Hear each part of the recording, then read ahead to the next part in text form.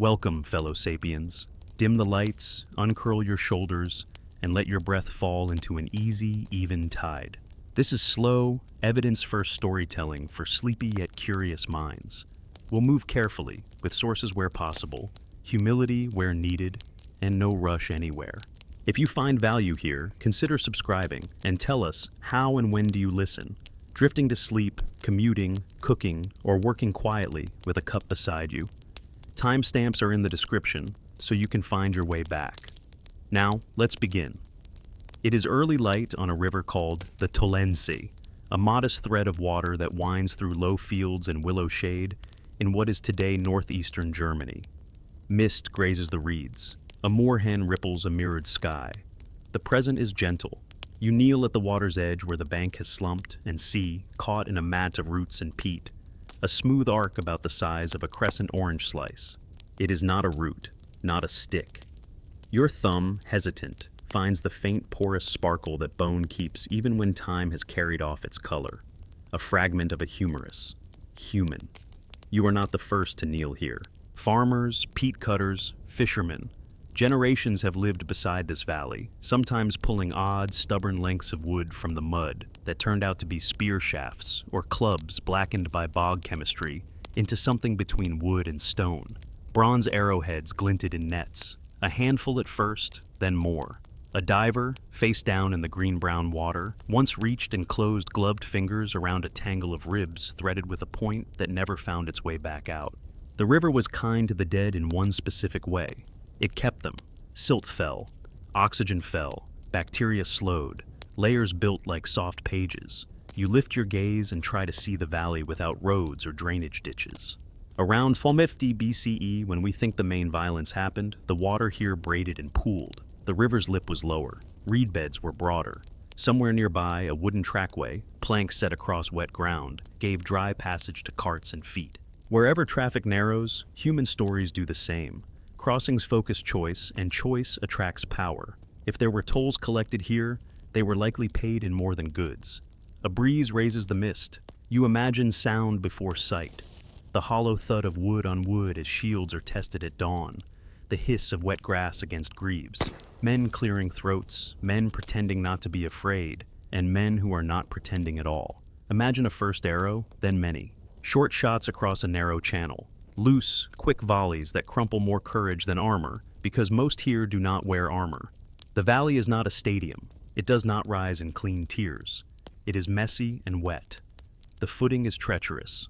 Some try to cross, some slip. Clubs, simple, ugly, effective, rise and fall where distance closes. A sword's edge is a rare, expensive argument. A knotted length of hardwood is a common one. In the press, common wins often enough.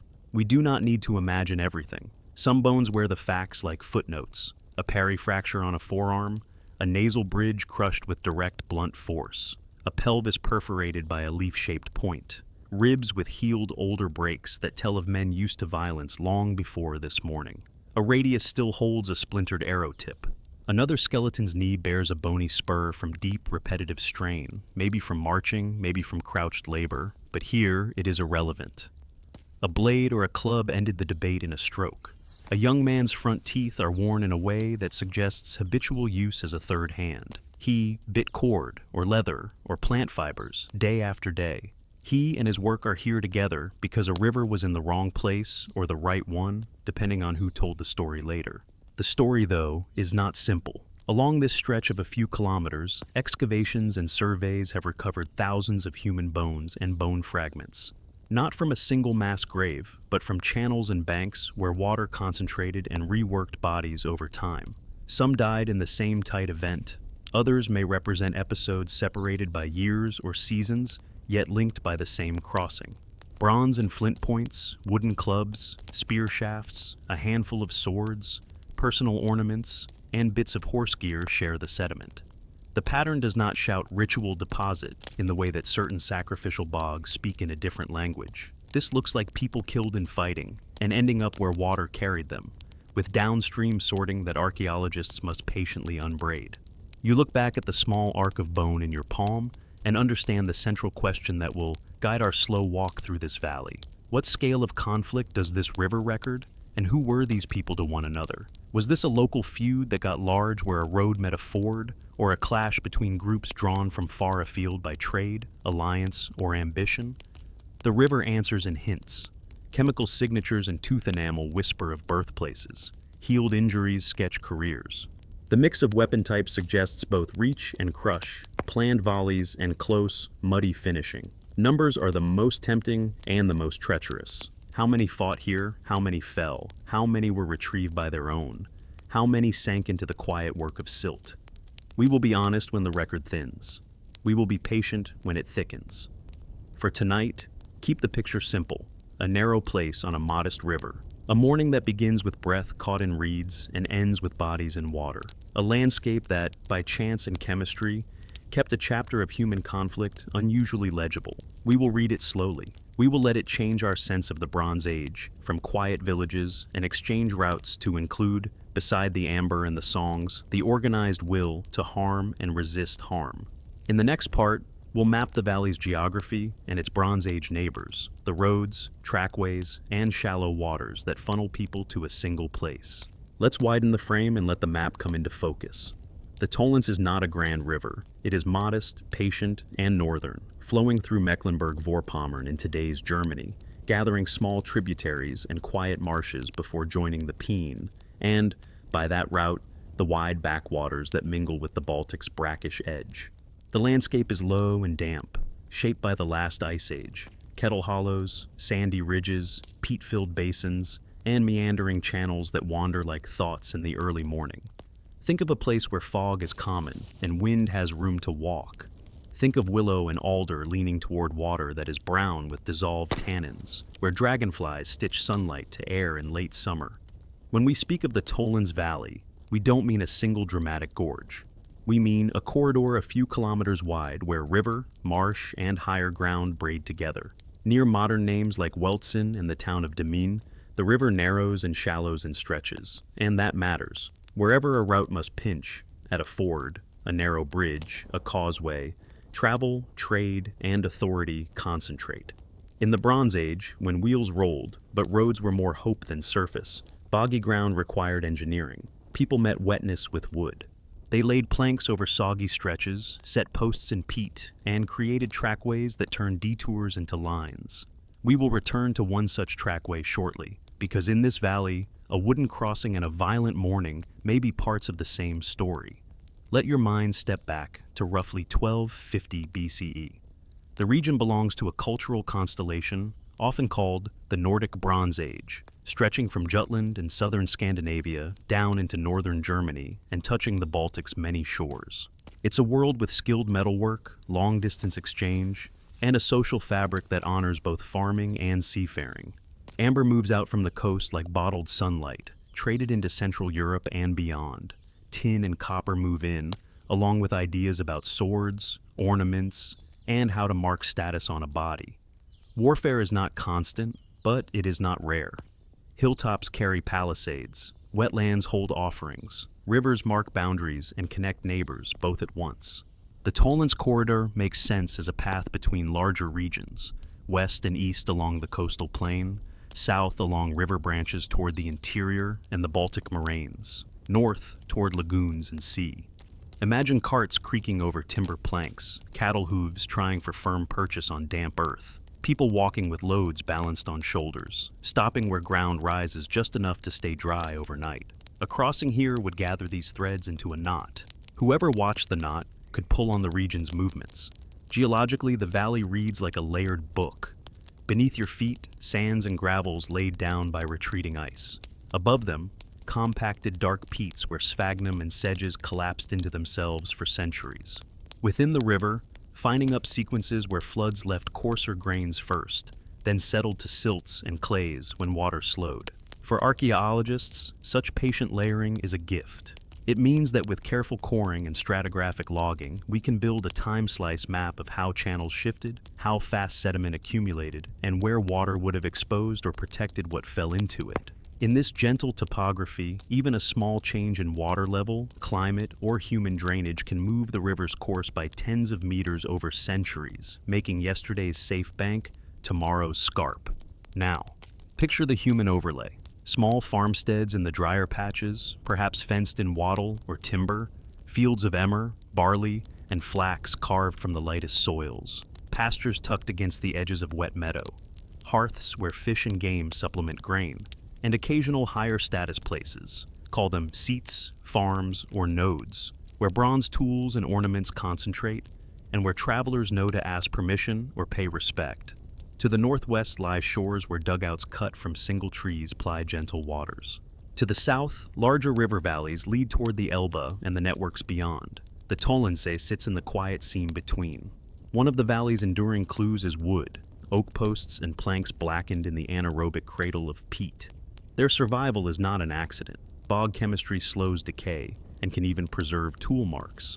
Dendrochronology, the reading of tree ring patterns, can fix a felling date for timbers, and when many posts line a track in sequence, their rings can sing a chorus of seasons. Growth spurts, drought years, storms. In our case, sections of a wooden crossing appear to have been repaired or renewed over time, suggesting a maintained structure rather than a one-off effort. That implication is humble and powerful at once. Maintenance implies expectation. People plan to cross here next year and the year after, and where there is persistent crossing, there is value to protect, or to tax. A short walk from such a crossing, you enter the tighter, wetter margin, where reeds crackle underfoot and sedge leaves draw thin, green lines on your ankles. This zone is not ideal for living, but it is ideal for preserving. It's the kind of margin that accepts what the river brings and tucks it away. When skeletons, points, and clubs appear along several kilometers of channel, clustered around narrows and crossings, we are allowed to think in terms of a battlefield landscape rather than a single pit. That word, battlefield, deserves our caution. It conjures standards and strategies that may not fit, but it does capture the core. Organized groups met here with the intent and means to do harm, and enough died that the river became a keeper of their remains. Let's be precise about what the map cannot tell us by itself. It cannot measure anger, it cannot declare motive. It cannot decide if a dispute over passage fees escalated disastrously, or if a larger coalition moved through and was intercepted by local forces or rivals. It cannot say whether the dead include non-combatants swept up in the event. It does, however, constrain plausibility. A deep marsh does not host chariot charges. A narrow ford does not welcome wide formations. It forces files, and files lengthen lines of vulnerability. A wooden trackway can carry carts, but also breaks under chaos. A river in spate becomes a weapon. In low water, it becomes a sticky trap. A modern glance at satellite imagery shows fields like tidy quilts, villages like scattered stitches, and the river cutting a thin, dark seam. Strip away the modern drainage and the seam phrase into a wetter ribbon. Add back the timber crossing. Add a small plateau of higher ground on the west bank, and a similar lip on the east. Add the echo of an older channel, now partly infilled. In this reconstructed geography, it is easy to see why groups would converge here. It is also easy to see how, once violence began, retreat became complicated. The river would claim the stumbling. The marsh would hold broken things like a careful archive. Regional context rounds out the picture. To the north and west, hoards of bronze objects, sickles, swords, ornaments, have been found in wetlands and lakes. Some likely offerings, some perhaps stashes never retrieved. Along the Baltic Rim, rock carvings and burial mounds speak in their own dialects of status, memory, and travel. The Tollense quietly connects these worlds. Not central, not marginal, just plausibly in between, where in between can be the most contested place of all. When archaeologists chose where to open trenches here, they followed hints, stray finds from bank erosion, concentrations of artifacts in fishermen's nets, and the logic of crossings. They also listened to the valley itself. Low slopes invite water to spread. Tight bends scour banks and expose older layers. Zones of slack water collect the light, flat things like leaves, and also, tragically, ribs. The resulting map of finds is not even. It is pulled by the river's own hand. That bias is important. It reminds us that our picture is shaped both by where people fell and by where water decided to keep them. For our purposes, hold this map in your mind. A northern plain, a small river, a maintained wooden crossing, and surrounding patches of wet ground that turn life into archive.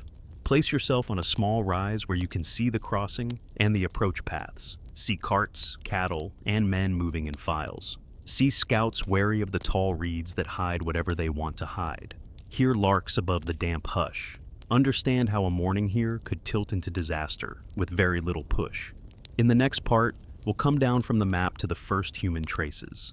The earliest bones noticed in sedge and silt, and the slow realization that this was not a single accident but a pattern. When a place begins to speak, it often does so in small, stubborn syllables. Here, the Tollence's earliest words were loose bones, lifted out of sedge and silt by hands that were not looking for history at all. Picture a late summer bank, the water shrunken back after a dry spell. Cows have worn a narrow path along the rim. A fisherman, walking with his net folded over one shoulder, notices pale arcs at the scarp's fresh bite.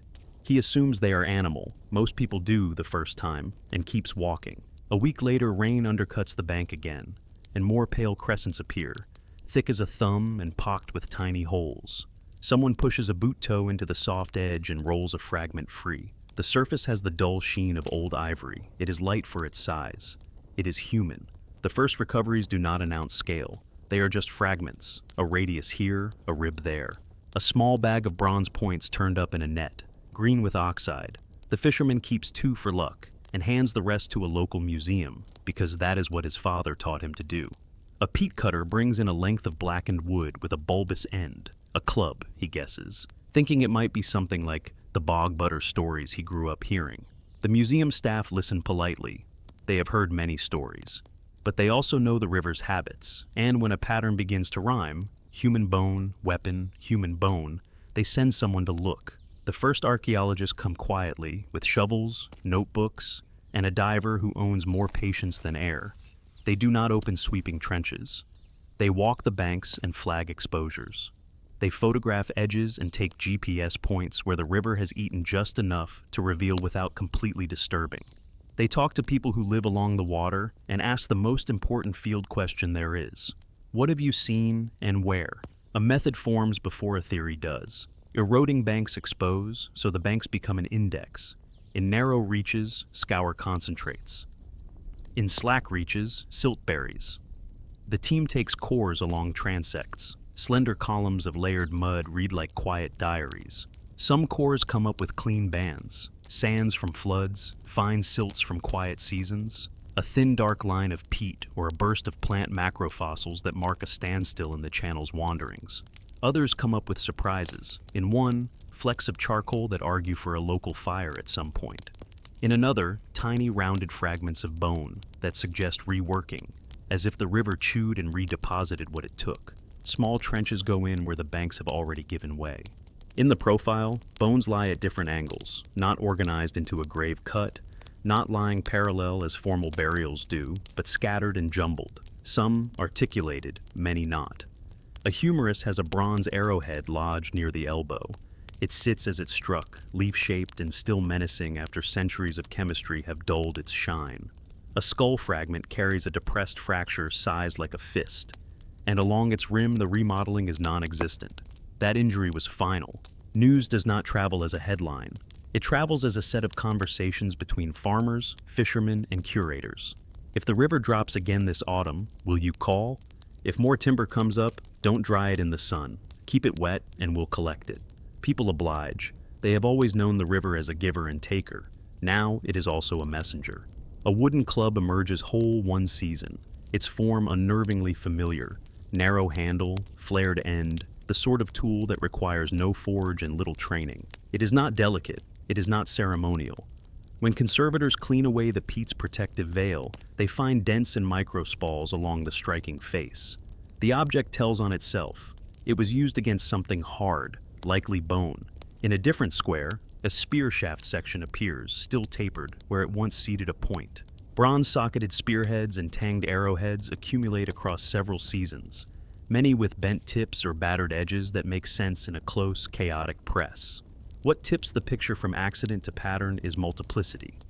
The minimum number of individuals represented by the bones rises with each season. First a dozen, then several dozen, then into the triple digits as scattered elements resolve into a crowd. Age at death estimates lean heavily toward young adult and prime adult males, though not exclusively. A few older men are present, their bones telling of hard use across many winters. And there are hints, still debated in some quarters, of individuals who might not have been fighters at all. We will be careful here. The majority signal looks like combatants. The margins remain under study. Radiocarbon dates, taken from selected bones and bits of associated wood, begin to cluster. The cluster is not a single pinprick, it is a window. For our purposes, it sits in the 13th century BCE. That window fits with what the timber trackway's maintenance record implies and with the regional style of the metalwork, but we will examine the dating logic more closely in the next part. For now, keep the broad picture. Multiple individuals, many with trauma consistent with violent death, along a stretch of river marked by a maintained crossing. Their remains deposited in water and preserved by kind anaerobic chemistry. As the scale clarifies, so does the need for careful language. Mass grave does not fit. There is no neat cut with bodies laid in order. Bog body conjures singular, often ritualized depositions in peat. Here we have many, and the trauma is battlefield plain rather than the ligature marks or careful placement seen elsewhere. A battlefield comes closer, but we must remember that a river edits a battlefield's record. It takes the fallen where gravity and water lead. It breaks connections and creates new ones. It saves some places and scours others. The archive is rich and biased at once. One afternoon, a diver feels a resistance that is neither log nor stone. He eases his hand along it and finds joint after joint, still in place. The silt has made a cradle. When the team lifts the skeleton, the spine arcs in the air, brown water dripping from each process like beads. In the lab, the long bones show both healed and unhealed trauma. Two ribs carry older fractures that knitted messy but strong. A ulna bears the classic parry break near its midshaft, remodeled, suggesting this man had defended himself in prior conflict and lived, until he did not. His teeth show lines of enamel hypoplasia from childhood stress. He grew through lean years and reached a young adulthood that ended in a river he may have been trying to cross or defend. A different man's jaw preserves calculus, mineralized plaque, that will later yield proteins and micro-remains capable of telling us something about diet and disease. For now, it sits chalky at the molar neck, a small time capsule waiting for gentler laboratories. Another individual's femur shows periosteal new bone, perhaps from infection, perhaps from repeated strain. A scatter of horse bones appears, not many, but enough to place animals in the scene. Tack fragments, bronze fittings, bits that look like rings, suggest control gear. We must not jump to chariots or heavy cavalry. The terrain argues against it. Riding or leading mounts is already explanation enough. As the seasons of work accumulate, so do the quiet decisions that shape ethical practice. Bones are people. Some local communities ask about reburial, others ask for display. The team keeps the tone simple and respectful. Where destructive sampling for radiocarbon, isotopes, or DNA is proposed, they document thoroughly, minimize the material taken, and share results openly. They are transparent about uncertainty. They resist the golden glow of certainty that television sometimes wants to pour over ancient violence. The river has its own pace. The work follows it. The first bones in the sedge teach two lessons that will guide the rest of our journey. First, landscapes that preserve are also landscapes that rearrange. Every fact we extract rides on an understanding of water's editing. Second, scale reveals itself slowly. A handful of fragments can whisper any story you want to hear. A few hundred begin to argue back. Our task is to listen without forcing conclusions to arrive on our schedule. In the next part, we'll pause the narrative and explain how we know what we think we know. Radiocarbon windows, dendrochronology from trackway timbers, stratigraphy in cores, and the care required when chemistry meets human bone. Before we stride any farther along the bank, let's slow down and lay our tools on the table. Rivers are generous archivists, but they are also editors, and editors leave fingerprints. If we want to place the Tollense violence in time with any confidence, we must ask three linked questions. What exactly are we dating? How has water moved what we want to date? And which kinds of errors like to sneak in unnoticed? Begin with radiocarbon, the workhorse of late prehistory. Human bone can carry a date, but not every bone is equally helpful. Buried in oxygen-poor mud, bone mineral may dissolve and recrystallize. Collagen, the protein fraction that we actually date, can be sparse or altered. The lab's first safeguard is pre-treatment, cleaning away humic acids, isolating collagen, checking its yield and elemental ratios. If the collagen is too degraded or the carbon to nitrogen ratios fall outside a narrow comfort band, the sample doesn't make the cut. That refusal matters. It is one way we keep our story honest. Even good collagen tells us only about when the person died, not when the arrow struck. Though in this case, those moments are plausibly the same. A second guardrail is association. When a bone and a piece of timber sit in the same thin layer of silt, just above a leveled, trampled surface, we can argue they are coeval. When a bone rests in a mixed lens with rolled pebbles and rootlets, the river may have rearranged. Archaeologists respond by taking dates across microstrata, not just from the most dramatic find. Think of it as a small choir rather than a soloist. Multiple voices, close together, singing roughly the same note. Timber helps. The wooden trackway that once bridged wet ground near the crossing is not a rumor. It is posts and planks preserved in peat. Dendrochronology, reading tree rings, can fix felling years for oak when the ring patterns are matched to master chronologies built from living trees and older timbers. In places, the Tollense timbers give us absolute felling dates. Those dates are not the battle, they are the bridge. But when repairs and renewals cluster in a period that overlaps the human bone dates, strength gathers. People were maintaining a crossing in these centuries. At some point within that maintenance window, many men died. Radiocarbon must be calibrated to translate radiocarbon years into calendar years. The calibration curve for the later 2nd millennium BCE has wiggles that widen our ranges, but we are spared the worst ambiguities of the 1st millennium plateaus. When we feed a batch of dates from bones, posts, and associated organics into a Bayesian model, think of software that wears the habits of stratigraphy like glasses. It can downweight outliers and tighten the window by insisting that certain layers must be older than others. The result is not a single day circled in ink. It is a probabilistic band in the 13th century BCE that coheres with the typology of the bronze points and the woodworking styles visible on preserved shafts. Rivers raise a special caution: the old wood problem and the riverine reservoir effect. An oak plank reused from an older structure will date older than the bridge episode in which it was installed. A fish-fed diet can introduce old carbon into human bone, nudging radiocarbon ages in coastal settings. Here, the first is addressed by choosing short-lived elements where possible: twigs, brushwood repairs, sapwood rings on posts, and by looking for consistency across many pieces. The second is mitigated by the valley's freshwater character and by the diet signals we'll discuss later, which do not point to heavy, marine-derived protein. The aim is to keep likely biases on a short leash and to show our work when they tug. Stratigraphy provides the stage directions. Imagine a clean trench wall through a former channel. At the bottom, cross-bedded sands from a stronger current. Above them, a finer gray-brown silt from slack water, cutting into both. A shallow scour filled by darker, organic-rich mud, capping all of it. Peat that formed when the channel abandoned this line, and the valley surface grew still and wet.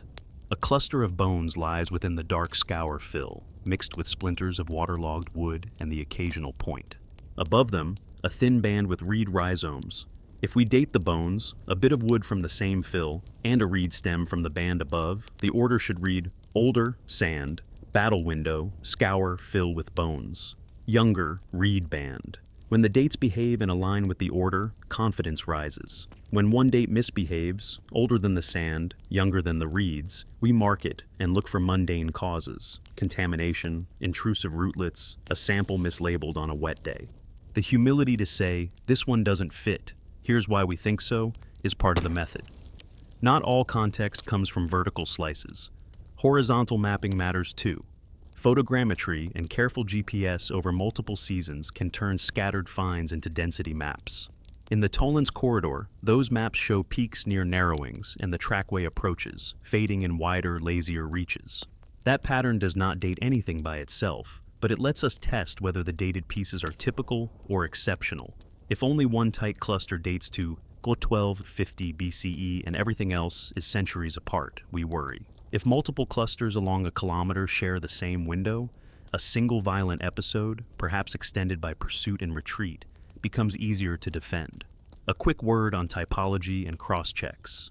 Bronze arrowheads and spearheads have fashions, shapes, tangs, sockets, that track regional styles. Those styles are not clocks, but they refuse absurdities. A late Urnfield sword does not belong in the early 3rd millennium BCE. A distinctly later socket form does not match a mid-2nd millennium horizon. The Tollense metalwork sits where it should sit, if the bones are 13th century BCE. That mutual acknowledgement, objects nodding to bones and bones nodding back, helps guard against clever stories that fit only one line of evidence. What about DNA? Ancient DNA often promises more than it can deliver when survival is poor. In waterlogged contexts, collagen may persist where DNA fails. Where DNA does survive, in petrous bone or tooth cementum, it helps with kinship and broad ancestry, not with dating. We will lean more on isotopes for mobility in a later part. For the chronology, keep our triad in mind: radiocarbon on clean collagen, dendrochronology on trackway wood, and stratigraphic coherence binding them together. Ethical note: every date stamped onto a graph is a cut from someone's body or a slice from a piece of irreplaceable wood. Teams working here have adopted minimal sampling strategies, documented every removal, and prioritized analyses that change conclusions rather than decorate them. This is not just procedure, it is respect. When destructive sampling can be replaced with redating an already sampled individual to tighten a model, that path is preferred. When communities ask to understand the why of cutting, we answer in plain language. To learn when and how these lives ended, so their story is told accurately, not sensationally. Put the pieces together, and a picture emerges that is modest and firm. The crossing is maintained in the later 2nd millennium BCE. A suite of human remains, many with fresh perimortem trauma, clusters in a calibrated window around the 13th century BCE. The river has reworked edges of this archive, but the core holds. We will not promise a day or a season. We will say with care that this valley witnessed organized violence in that century, at a crossing that made sense to fight over. Dating finished, we can lift our eyes from the calendar to the kit. What did people carry into this wet geometry? And what can those objects tell us about tactics at a ford where files, not ranks, decide the morning? In the next part, we'll inventory the weapons and tools the river kept. Arrowheads with bent tips, clubs with bruised faces, spear shafts, the occasional sword, and read their quiet notes about range, rhythm, and reach. Let's place the objects on a linen cloth and look without hurry. They came to us by water and mud, wearing the chemistry of both. Some are unmistakable, some are shy, revealing their nature only after peat is coaxed away. Together they sketch a grammar of violence that fits a narrow crossing in wet ground. First, the small, tireless voices, arrowheads by the handful, and then by the basket. Most are bronze, leaf-shaped or triangular, with tanged or socketed forms depending on workshop and habit. A few are flint, carefully knapped, sharp, and fully competent. Reminders that stone and bronze overlap for a long time when the task is to drive a point through flesh. Many bronze tips are bent. The bends matter. A tip that struck bone and levered against it will curl. A socket crushed slightly out of round tells of an impact hard enough to deform, but not to shatter. Some heads still sit in fragments of blackened wood, the last, stubborn centimeters of a shaft that the bog preserved. On a quiet day in the lab, you can line up a dozen and notice the family resemblance. Weights tuned for short to moderate range, blades wide enough to cut, shoulders that help an arrow stick rather than slip out. Arrows speak to rhythm. At a ford, distance collapses quickly, but before it does, there is a brief, cruel window for volleys. Fast draw, short arc, loose, repeat. Think of files of men stepping onto a timber trackway or splashing a channel, and other men, braced on firmer ground, sending shafts at torsos, thighs, faces. Some arrows are recovered from the rear of forearms, the defensive raise that meets a shot too late. Others lodged in ribs or pelvises where soft targets lie. One humerus, which we met earlier, holds a leaf-shaped point near the elbow. None of these need exotic explanations. They need only bodies trying to move through a narrow place while other bodies try to stop them. Second, the brutal simplicity of clubs. Waterlogged oak and other hardwoods came up from the Tollense with shapes that resist polite names. Elongated handles swelling to flared or bulbous heads. Sometimes asymmetrical, sometimes neatly turned by hand and eye into a more balanced tool. On the striking faces, microscopic bruising and step fractures tell of repeated, forceful contact with something hard. Bone, most likely. Clubs are common in wetland finds across northern Europe, sometimes interpreted as hunting gear, sometimes as weapons, sometimes as both. Here, context and trauma argue weapon. Their physics are terrible. In close quarters, a heavy head moving in a short arc does to a skull what even a sharp blade cannot always do cleanly. It interrupts the world instantly. At a narrow crossing where footing fails and lines tangle, a club is faster to bring into play than a spear and requires less space than a sword. Spears complete the middle distance. Socketed bronze spearheads from the valley range from compact, leaf-shaped forms to longer, more tapered ones. Edges are often nicked and straightened. Some sockets show the bite marks of nails or pegs that once fixed them to shafts. A few wooden shaft fragments survive with taper and tool traces intact, showing careful work in fitting wood to metal.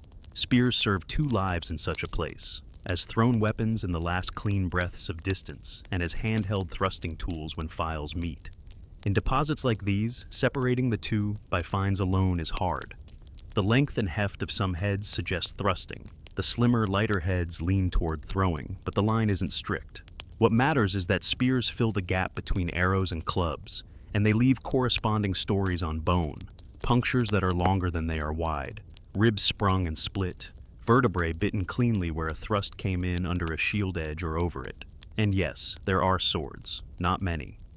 The valley has yielded fewer blades or blade fragments than the number of arrowheads would lead a dramatist to hope for. But the few recovered, corroded bronze, sometimes with the ghost of a hilt, carry a different kind of signal. Swords in the 13th century BCE along the Baltic Rim are expensive declarations of connection to metal workers and trade, of status and of training. They are also specialized, more cut and thrust than pure thrust, their edges able to bite through flesh and lighter shields, but not eager to meet heavy bone without taking damage. When a sword fragment comes from this mud, it doesn't rewrite the whole scene into elite duels. It adds a high note over the baseline of clubs, spears, and arrows. It says that some men came equipped beyond the common kit. What about shields? Wood in rivers preserves inconsistently. A full round shield face is a rare survivor anywhere. Here we rely on inference and a few fittings. Bronze boss-like pieces, edge bindings, or rivets would help the case. The record from Tollense is modest on such items. Yet the injuries, perifractures, certain patterns on ulnae and hands, support the presence of things held up between body and incoming force. A shield can be a plank reinforced with rawhide.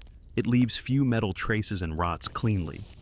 Picture something light enough to carry over a boggy approach, strong enough to catch an arrow, and sacrificial in a melee. Even if we cannot lay a shield on the cloth behind the weapons, we can make room for it in the scene. There are smaller, telling objects too. Knives and personal tools, bronze pins and dress fittings, bits of horse gear, rings, strap parts appear in the scatter. One can overread these into stories about camp followers and baggage. We will resist that in favor of a simpler truth. People go nowhere empty-handed, and when bodies end in water, pockets and straps empty with them. The few horse bones present, together with tack traces, point to animals in the scene, led, ridden, or simply present with the groups. The valley's footing makes chariot fantasies unnecessary. A person on a horse at a crossing is already an advantage in height and mobility, and a vulnerability if the animal balks at boards or mud. Let's pause for a moment on materials. Bronze arrowheads and spearheads imply connections. Tin from somewhere far south or west, married to more local copper, cast in molds whose shapes participated in a broad, changing conversation across regions. The presence of flint heads among bronze speaks to pragmatism and supply. Stone doesn't melt when you run out of charcoal or tin. It chips and cuts, just as well as yesterday. In a mixed kit, we hear not only technology, but logistics. The object counts, when drawn into bars on a graph, tempt us toward arithmetic. This many arrows mean that many archers. This many spears equal this many spearmen. But rivers lie a little by selection. Light things travel differently than heavy ones. Points are more likely to lodge in bone and be kept than entire shafts are to survive. Clubs, if dropped, are big enough to notice and retrieve, unless the person holding them falls and water makes decisions. Swords are few, because swords are both rare to begin with and prized for retrieval by the living after a fight. What the cloth shows us is not a census. It is a biased sample. Nonetheless, the pattern is legible. Short-range volleys, middle-range thrust and throw, very close blows. If we step back from the cloth and look at weapons as choreography, a ford imposes a script. Approach under arrow fire, close under thrown spears. Meet in a narrow zone where the weight of bodies outstrips the strength of planks and the competence of ankles. There, clubs and short, fast thrusts do the quiet, brutal work that the river later preserves as fractures and punctures. Retreat is worse than advance because files turn to turbulence and the river loves turbulence. There is one more class of weapon the valley remembers, the environment itself. Slippery boards on a trackway failing under too many feet become a weapon without a hand. A deep, soft bank is a trap. Cold water in a chest already shocked by a wound is a sentence. These are not artifacts we can lay out, but they leave their own signatures: the absence of armor, the distribution of injuries on legs where footing was lost, the clustering of remains at bends where currents dragged the faltering. As always, we place a small sign beside our cloth: consensus versus speculation. Consensus: many bronze and flint arrowheads, wooden clubs with use wear, spearheads with battered edges, a few swords, traces of horse presence, personal tools and ornaments in a mixed, water-sorted scatter. Speculation: the exact balance of archers to spearmen, the proportion of shields, whether any organized unit types can be inferred beyond what terrain dictates. We keep the first pile in front of us. We let the second inform, but not lead. In a moment, we'll fold the cloth and look not at the tools, but at the human bodies they met, trauma patterns, healed and fresh, what they say about angles, about handedness and guard habits, what they suggest about tactics when files jam in wet ground. In the next part, we'll read the bones for movement, parries and falls, volleys and crush, translating injuries into a slow-motion map of how a fight like this unfolds at a river crossing. Lay the weapons aside for a moment and turn to bone, quiet, difficult, and precise when we listen for movement, rather than just injury. A skeleton is not a diary, but it remembers forces, where they entered, how they traveled, and sometimes what the body was trying to do when the world arrived too quickly. Begin with timing.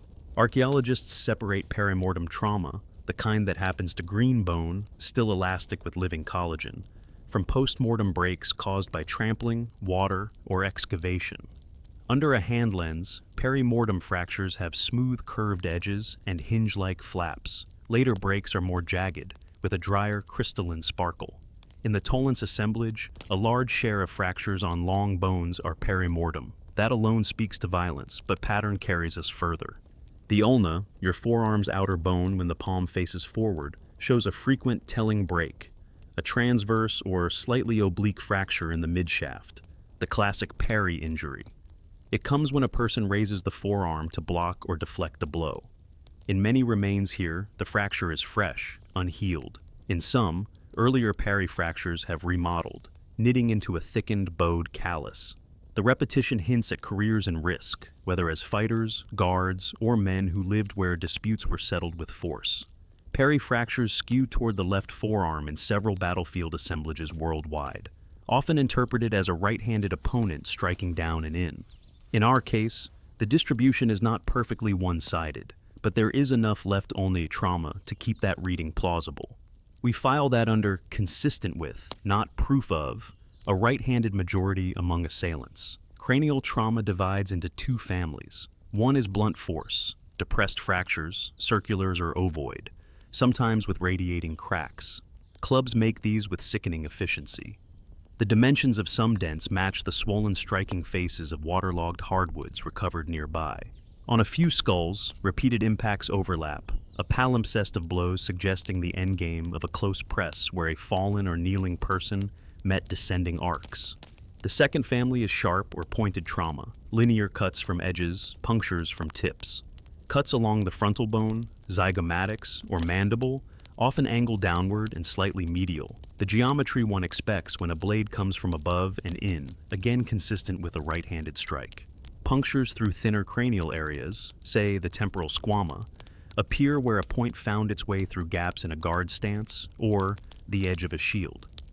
We resist choreographing too tightly. Bodies turn, stumble, crouch. Not every angle needs a tidy stance to explain it, but the gross pattern, downward, right to left bias in many head strikes, fits the ordinary handedness of the world. Arrow injuries map distance and chaos. On torsos, leaf-shaped points pierce ribs with beveled entry and exit fractures that let us read direction. A lateral to medial path across the ribcage suggests shafts loosed from the flank as files tried to cross or turn. Pelvic hits are common in many riverine fights, where water encourages a half-crouched gait and shields drift upward to protect chest and face. One Tollense pelvis shows an inlet pierce through the iliac blade with the point still lodged, its shoulders preventing easy withdrawal. Upper limb hits on the posterior of the ulna and radius capture those heartbeats when a man turned to flee or shielded someone behind him. A few points, fewer than the imagination wants, strike vertebrae. Where that happens, fine cracks radiate from the entry crater. On thoracic vertebrae, the canal or a pedicle bears the wound. Instant incapacitation is likely, but not certain. Water finishes what arrows begin. Ribs tell a quieter story of pressure and crush. Multiple adjacent ribs, broken near the angles and aligned along an arc, can record a heavy weight across a chest. Falling bodies, trampling in mud, the slow mortuary work of water and sediment. Distinguishing battle crush from post-mortem compression is hard, but perimortem texture and associated trauma help. In one individual, a cluster of rib fractures accompanies a depressed parietal skull injury, a combination that argues for a fall and follow-up blow rather than river compaction alone. Hands and wrists show small breaks and cuts that feel close to the breath, a nick on a metacarpal head where an edge slid past, a fractured scaphoid from an outstretched hand meeting a plank at speed, a lunate with micro-cracks that could be either a long-ago fall or the last one. Knees and ankles preserve indirect messages from the ground. Spiral fractures of tibiae and fibulae, twist breaks, fit muddy footing and sudden torque. A few patella carry small gouges consistent with a low, forward thrust from a spear, meeting a crouched target, though here we skate near speculation. Many mechanisms can bruise a kneecap's story. Trunks remember thrust. On several scapula, narrow, elongated perforations pass through the thin blade, a signature of a point entering from behind and laterally, perhaps in a scramble when files jammed and men tried to turn. On sternums, rare but striking punctures speak to a thrust that bypassed ribs and shield edges. Fast, close, often fatal.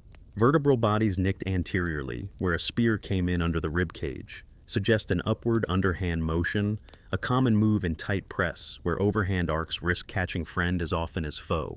Healed trauma matters as much as fresh. Many Tollense longbones carry remodeled breaks, thickened shafts, and enthesopathies, bony spurs at tendon and ligament attachments, consistent with habitual load-bearing and repetitive movement. Tibial spurs above the ankle, quadriceps insertions roughened on femora, and shoulder grooves deepened by years of carrying weight point to lives that trained bodies for marches and burdens. This is not proof of professional soldiers, a term that risks anachronism for the Bronze Age in this region, but it does support the presence of men used to organized movement and strain. Teeth and faces add their own notes. Healed nasal fractures and zygomatic breaks, cheekbone injuries, are frequent in populations familiar with interpersonal violence. Here, the proportion seems high for a peaceful farming sample, though we must guard against comparison bias. Enamel hypoplasia lines on teeth, which register childhood stress episodes, remind us that fighters are drawn from biographies shaped by scarcity and illness long before the morning at the river. A few mandibles show perimortem edge cuts near the angle and body, as if a blade slid along the jaw after a failed parry.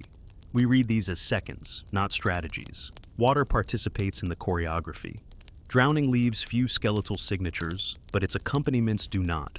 Individuals with modest limb trauma and no obvious fatal cranial or thoracic damage may still be part of the count, because cold, shock, and panic do the final work. The distribution of articulated segments, torsos with vertebrae still joined, feet with ankle bones in place, clusters in eddies and slackwater pockets, places where currents cradle rather than sweep.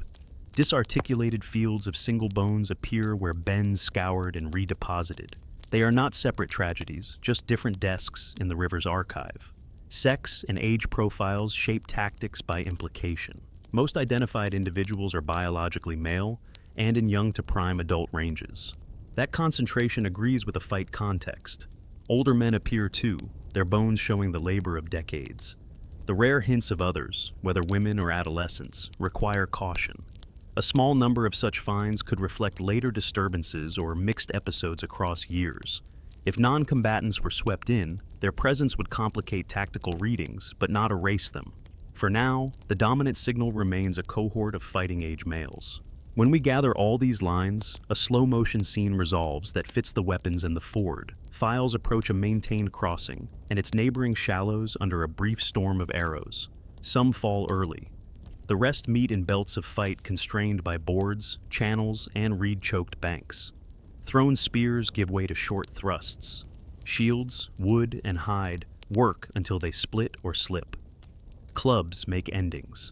Right-handed bias appears in cranial strike angles and some forearm parries, but chaos smears clean geometry. Retreat turns to drowning where footing fails.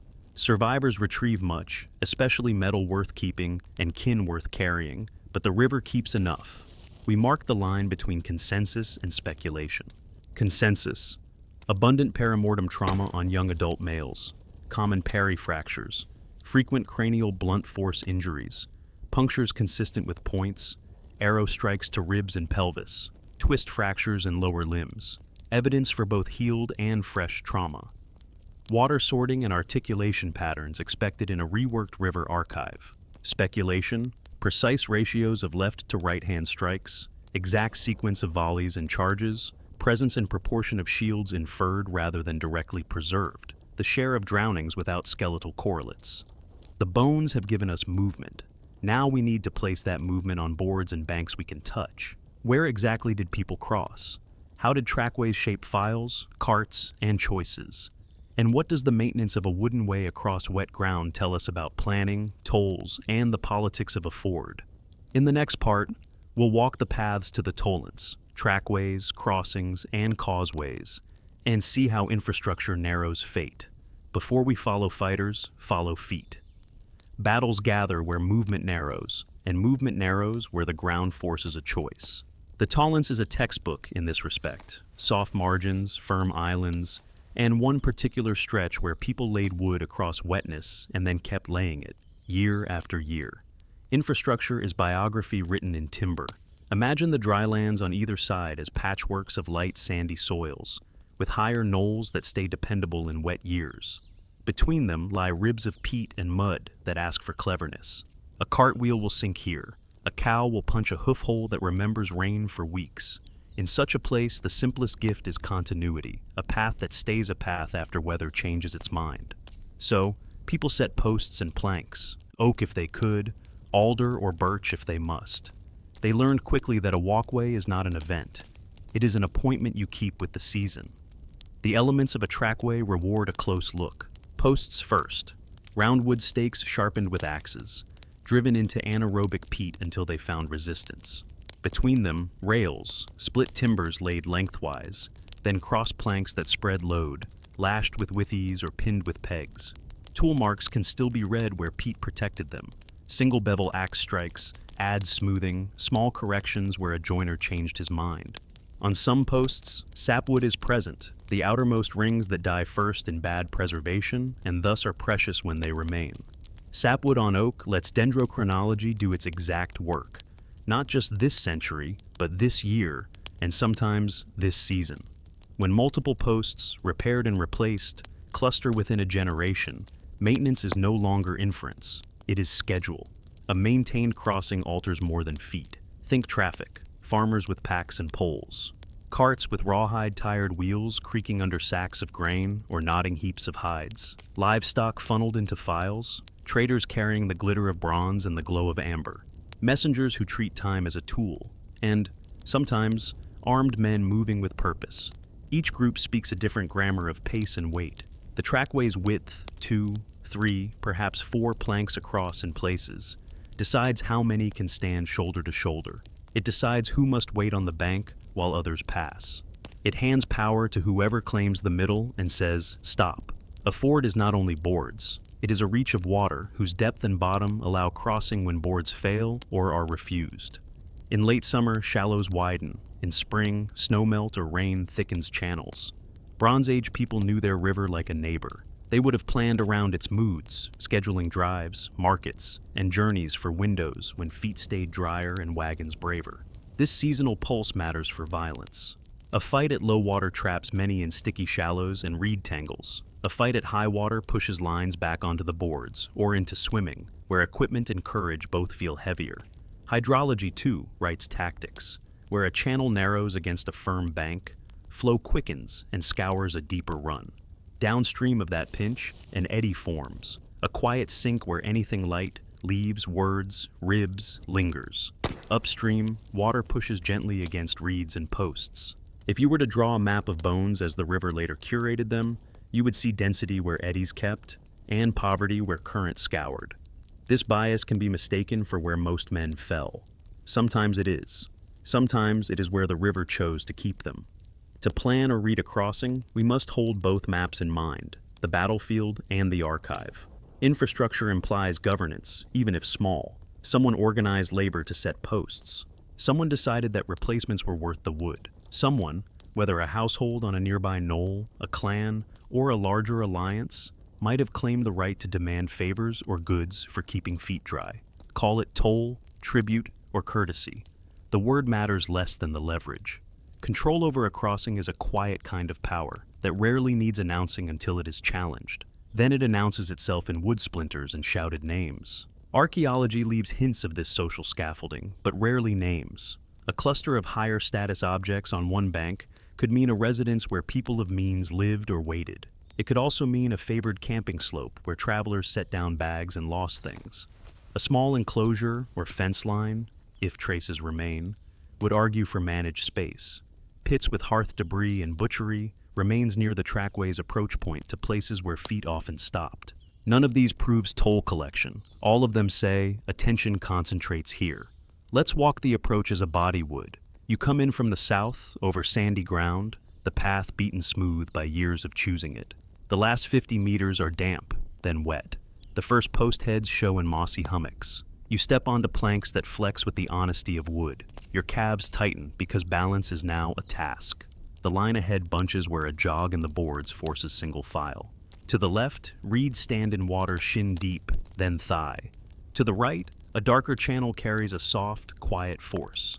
You can cross without boards if you must, but you will pay in time and breath, and you will not keep your kit dry. Now crowd that approach. Add men with shields, planks, and hide that fill the width of boards and then some. Their edges knock, catching and releasing. Add archers waiting just beyond, arrows at rest but ready, because the first minutes of any confrontation are a ledger of distance. Add a voice claiming right of passage denied. Add another claiming duty to refuse. Words do not last here. Geometry does. When trackways fail, they fail like bridges in a bad dream, one plank at a time, with a sound that turns breath into noise. A broken segment is a tactical fact. It creates a small, temporary island in the mind. The near side, where you still control your base. The far side, where they still control theirs. And the broken teeth between, where men fall and rise poorly. Repair crews would normally answer such failures with new rails and pegged planks. There is a world of difference between maintenance and peace and repair under eyes that wish you harm. A single extracted peg can stall a column and tense a valley. We should ask whether the trackway and the fight belong to the same story. The simplest answer is yes. People fought where people crossed. The crossing existed because people often needed to do so. But it is honest to add other possibilities the record allows. A wooden way could have drawn traffic here across decades. A later episode of violence could have piled into its memory. Multiple violent moments, separated by seasons, could leave a blended archive when the river decided to keep. Our best protections against overfitting are the clustering of radiocarbon dates, the coherence of trauma types and artifact styles, and the practical logic that a maintained crossing is a good place to fight over and a bad place to fight on. There is one more path to consider, the path not taken. Ridges of drier ground north and south could have offered detours at the cost of hours and the insult of yielding an established route. In a world where reputation travels as surely as goods, turning away from a claim right can be as damaging as a lost skirmish. Pride is not our subject tonight, but it is a factor in logistics. If a coalition moved with purpose along the Coast Plain corridor and met refusal here, their choice space narrowed: bargain, detour, or break the line. The valley's archaeology suggests they tried the third. Consensus and speculation separated. Consensus: there was a maintained wooden crossing. Posts and planks show replacement. The landscape funnels traffic. Artifact and bone densities peak near narrows. The hydrology of bends and eddies biases the archive. Speculation: the presence of toll-like authority, the exact width of the deck in all seasons. Whether the episodes of violence align precisely with a single maintenance phase. The role of status at the approaches. We keep the first basket in hand and label the second for careful use. Standing again on the boards in your mind, you can feel why files became fates. A step too far left and the reeds take you. A stumble on a slick plank and the shield that made you bigger now makes you heavy. Words thin into breathing. A valley's logistics harden into history. In the next part, we'll pause for a clear-eyed check on story versus data, myth versus evidence. Why? Was this a massacre of unarmed people or a battle between organized groups? What the bones, the weapons, and the map allow, and what they don't. Ent as well. The Baltic Rim knows horses by this period, and the Tollense finds include some equine remains and tack fittings. But the trackway's width, the reed-choked margins, and the soft banks argue against wheeled shock tactics. Chariots need space and firm ground. This valley offers neither. Mounted individuals or led horses are enough to explain the finds and fit the terrain. Battle here wears wet boots and keeps its wheels where the boards are widest, which is to say, rarely. Mercenaries and long-distance strangers step into myth mainly because of chemistry, and we will let the chemistry speak in the next part. For now, we can say this much. Mobility is plausible, outsiders are plausible. A melting pot of Europe in one valley is implausible. Isotope signatures and tooth enamel match childhood geology. They do not draw flags on shields.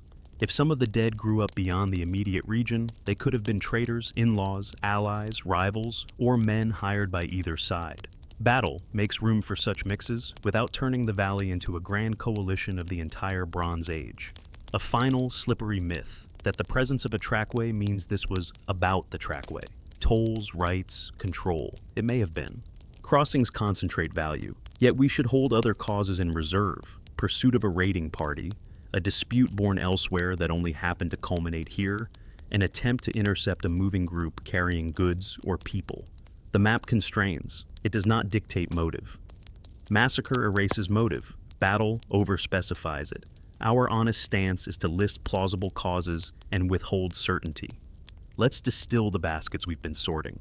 Evidence consistent with battle. Demographic profile of fighting age males. Abundant perimortem trauma patterns typical of combat. Weapon assemblage geared to close and middle distance. Clustered finds near controlled crossings. Indications of organized movement in bodies used to load and march. Evidence inconsistent with a pure massacre of unarmed non-combatants. Weapon injuries sustained in defensive postures. Limited representation of typical domestic age sex distributions. Presence of fighting kit. Reservations within battle. Water's archive bias. Blended episodes across years possible. Motives undetermined.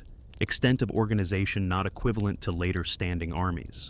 Our language, then, should be careful. A large violent encounter, likely between organized groups of fighting-age men, centered on a crossing in the Tollense Valley in the 13th century CE with casualties deposited in the river and preserved by favorable conditions.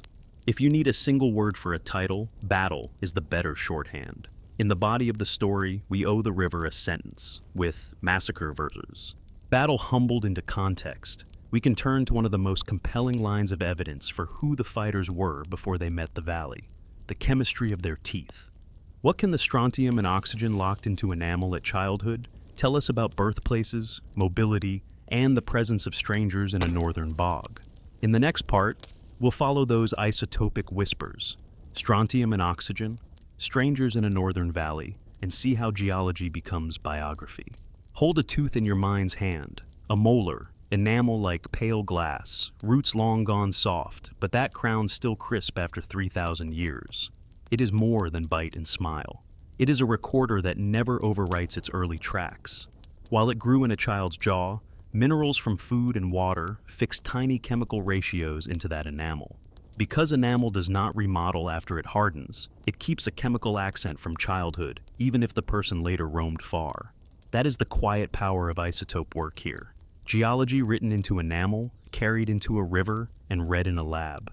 Two families of signals help us ask, where did you grow up? One is strontium, expressed as the ratio 87 SAR, 86 SAR. Strontium walks into your body wherever calcium does, milk, grain, greens, bone, and fish. And its ratio in local soils and waters depends on the age and type of bedrock beneath your feet.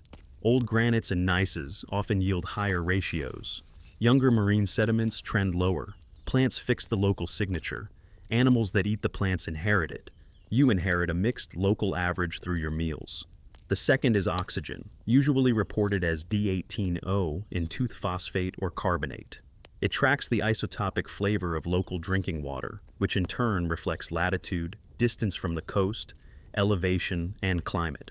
In calm words, strontium listens to rocks, oxygen to sky, and rain. Method matters. Researchers choose teeth with care because different molars form at different ages.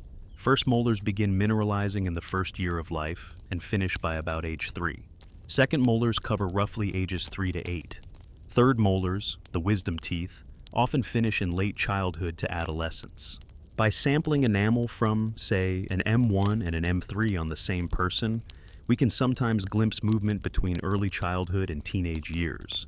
If both match one place, childhood seems stable. If they diverge, you may be hearing a family that moved, a fosterage, or an apprenticeship that sent a teenager away. Crucially, enamel is resistant to chemical overprinting in wet contexts. Bone, which remodels, is not our friend for childhood origin, and dentine must be treated cautiously. Labs clean and test for diagenesis, seeking to distinguish the living signal from the river's later chemistry. No signature reads itself. Strontium and oxygen values are only as informative as the baseline maps we compare them to. Building those maps is a project of its own, collecting plants, small mammals, waters, and soils across the region to measure their values, then interpolating a bioavailable strontium surface that reflects what actually enters food webs. In northern Germany, glacial tills, sands, and peats sit over older substrates. The resulting baseline is not uniform. The Baltic's nearness and the low relief complicate oxygen expectations. All that means we carry humility into interpretation. We speak in ranges and likelihoods, not in pin drops on a map. What then has Tollence's enamel said?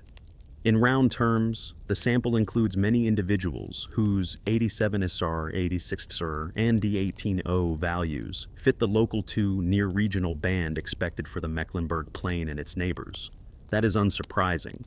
People from nearby places fought and died by a local crossing, but a substantial subset diverges. Some strontium values sit above typical local ranges, more at home on older, more radiogenic rocks to the south or southeast. Others sit lower than most local plants would suggest, hinting at origins on younger sediments or in different hydrological regimes. Oxygen values for some individuals lean away from a Baltic coastal profile, consistent with more inland or higher elevation childhoods. The precise fits are debated, baselines are mosaics, and different studies draw slightly different contours. But the chorus is clear. Not everyone grew up here. We can make this concrete without pretending to a single map. Imagine 3 men laid side by side on the lab bench.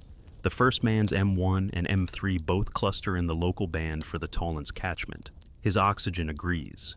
He looks like a person born and raised within a few days' walk of the crossing. The second man's M1 sits in a range typical of areas farther south in Central Europe, while his M3 drifts toward values common in the north. He may be a mover, a childhood elsewhere, a teenage relocation, perhaps a young adult who arrived years before the fight. The third man's M1 and M3 both lie outside local bands in a way that argues a different childhood geology entirely. Still within Europe, but not within a quick tramp of the valley. He died far from where his first memories were made. What do such mixtures mean? Several possibilities are compatible with the chemistry. They could reflect a coalition of local and allied groups, neighbors and more distant partners called in for a passage or a dispute. They could record a party moving along the coastal corridor, intercepted at a crossing they tried to force. They could include men who made their adult homes locally, but were born elsewhere through marriage ties, seasonal work, or fosterage. They could also include hired fighters, mercenaries in a broad sense, though the Bronze Age's economies of service and gift do not mirror later wage contracts. Chemistry does not tell us why together. It tells us not all from here. It is tempting to translate non-local enamel into specific regions with names. We should resist that beyond broad strokes. Overlapping baselines mean that multiple distant areas can share strontium and oxygen values, only when pairs of isotopes line up with a distinctive patch. And when artifacts or broader context point the same way, does a more specific pointer become defensible. Even then, the pointer is to childhood, not to allegiance on the day of the fight. A few finer-grained notes are worth adding. Where individuals show different values between M1 and M3, we see life histories in motion. Families shifting residence, children sent to kin, or adolescents moving for craft learning. In some European regions, traditions of sending youths to other households for training leave traces like this. The Bronze Age along the Baltic Rim had both farming and artisanal circuits that could have moved young people. If some of those youths later stood in files at a ford, we are reading the long path that placed them there. Strontium alone can sometimes be misleading when diets lean heavily on non-local foods. Sea fish, for instance. Oxygen helps guard against that, and so will carbon and nitrogen isotope work when we talk about diet in the next part. For the Tollense, the dietary signals published so far do not point to a heavy marine component for the majority. That keeps the strontium reading more securely tied to ground rather than to trade on the plate. Ancient DNA, while not a mobility tool in the same way, has offered complementary context in broader Northern European Bronze Age samples. Ancestry profiles already mixed by earlier expansions, kinship detectable between some individuals within single sites, and Y lineage clusters that can hint at male social structures. Where aDNA survives at Tollense, it may help identify close relatives within the assemblage, brothers, cousins, whose enamel matches or diverges. A pair of men with matching non-local enamel and close kinship would tell a different story than two non-locals unrelated to anyone else present. Those kinship threads are still being tied. We will treat them as emergent rather than settled. Consensus versus speculation, kept tidy. Consensus: enamel is a stable recorder of childhood. Tollense individuals include both locally consistent and non-local signatures. Some show life stage movement. The assemblage implies a mixed group, not a purely local cohort. Speculation: exact home regions for non-locals, whether outsiders were allies, interceptors, traitors pressed into fighting, or specialists for hire. The social mechanisms, marriage, fosterage, patronage, that knit such a group together. We can build plausible scaffolds for these with ethnographic analogy and regional archaeology, but we should not build more than the chemistry can hold. Why does this matter beyond a point on a chart? Because it widens the canvas. The Tollense was not only a village quarrel written in mud. It belongs to a larger Bronze Age world, where amber, metal, ideas, and people moved along consistent corridors. If the dead include men who learned their first words beneath different skies, then the fight at the ford touches that world. Alliances reaching, rivalries spanning catchments, obligations that travel. Mobility here is not an exception. It is part of the period's grammar. There is an ethical thread in this, too. Teeth we cut are not just data stores. They were once part of a smile, a grimace, a shout. Teams here have tried to minimize sampling and to tie each cut to a question that changes our understanding. Were these all locals? No. Did some move as children or youths? Yes. Do we know why they stood together? Not yet. The honesty of that "not yet" is itself a respectful act. We have asked where these men were children. Now we can ask who they were on the eve of the fight, how their bodies recorded long labor, diet, illness, and stress, what dental calculus, proteins, and isotopes of carbon and nitrogen can say about the food that fueled them and the health that failed or held. In the next part, we'll open mouths and meals, food, health, and stress, teeth, calculus, and proteins, to meet the quieter biologies that accompanied weapons to the ford. For a few minutes, set the weapons aside and listen to the quieter registers of a life. Meals chewed in winter, illnesses weathered in spring, the way tendons tug bone into new shapes when loads repeat for years. Much of this conversation happens in mouths and along long bones. It is unshowy and stubborn, a ledger of ordinary days that marched these men to a wet morning. Begin with carbon and nitrogen, the simple duet most human diets sing. Collagen from bone, and, where preservation is kind, from dentine, carries d13C and d15N values that summarize protein sources across the last years of life. In Northern Europe's Bronze Age, d13C tends to hew to a C3 plant baseline, temperate cereals and wild plants, while d15N climbs with the trophic ladder, herbivores lower, fish higher, carnivores highest. At Tollense, published values lean toward terrestrial diets anchored in cereals and livestock, with modest animal protein from ruminants and swine, and only limited evidence for heavy freshwater or marine intake in most individuals. That pattern fits a farming landscape with pastoral strands and argues against a strong reservoir effect in radiocarbon that marine-heavy diets can create. It also speaks to logistics. Men marched here on bread, porridge, meat, and dairy more than on fish, even with water close by. Teeth refine the view by time-slicing childhood. Enamel hypoplasia, those thin horizontal grooves where enamel paused or thinned during growth, records episodes of stress between infancy and adolescence. Fever, famine, or some combination of infection and shortfall that tugged at the same thread. In the Tollense assemblage, hypoplasia is present in a significant share of examined individuals, not as a Bronze Age exceptionalism, but as the ordinary signature of lives lived without antibiotics and with seasonal hunger. Read together with stature estimates, men often around the mid-60s to low 70s centimeters, and with robust muscle attachments on femora and humeri, the profile is familiar. Bodies that did real work since youth, fed adequately but not luxuriously, entering prime years with strength and with a history of getting through bad winters. Dental calculus, the chalky mineralized plaque that museums once cleaned away without a second thought, has become a small library. Under microscopes, it holds microfossils and proteins that weather better than DNA in many contexts. At Tollense, calculus examined under light and scanning electron microscopes yields starch granules of shapes consistent with Old World cereals, barley and wheat types among the likeliest, with occasional pulses. Phytoliths, silica bodies from plants, join the chorus. Proteomics, where survival allows, can identify milk proteins like V-lactoglobulin, pointing to dairying and diet. This is not a surprise in the Nordic Bronze Age world. It is a welcome ground truth. If some fighters drank sour milk, or whey, or ate fresh cheese on the march, calculus is where the rumor turns into evidence. Mouths also keep a blunt account of sugar and grit. Caries, cavities, rates in Bronze Age Northern Europe sit below later, sugar-sweetened periods, but above purely hunter-gatherer contexts. At Tollense, caries and enamelware combine into a plausible picture. Cereal-heavy diets introduce fermentable carbohydrates that feed oral bacteria. Stone-ground flour carries fine grit that polishes molar cusps down over years. Heavy occlusal wear appears on many teeth, sometimes exposing dentine. You can imagine the feel of bread baked with husk specks and millstone dust, the grind of a jaw passed down as an ache to old bones. Periodontal disease, the inflammation and loss of supporting tissues around teeth, touches many adults in pre-modern populations. In these jaws, alveolar resorption, the shrink of the tooth socket's crest, says gum disease was common. It is not diagnostically exciting, it is the texture of life.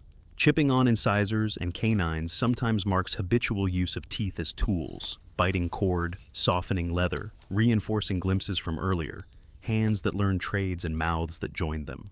Beyond teeth, skeletons register workloads with blunt patience. Enthesopathies, the bony spurs and rugosities where tendons and ligaments anchor, are frequent at the quadriceps insertion on the tibial tuberosity, at the deltoid crest of the humerus, and along the linea aspera of femora.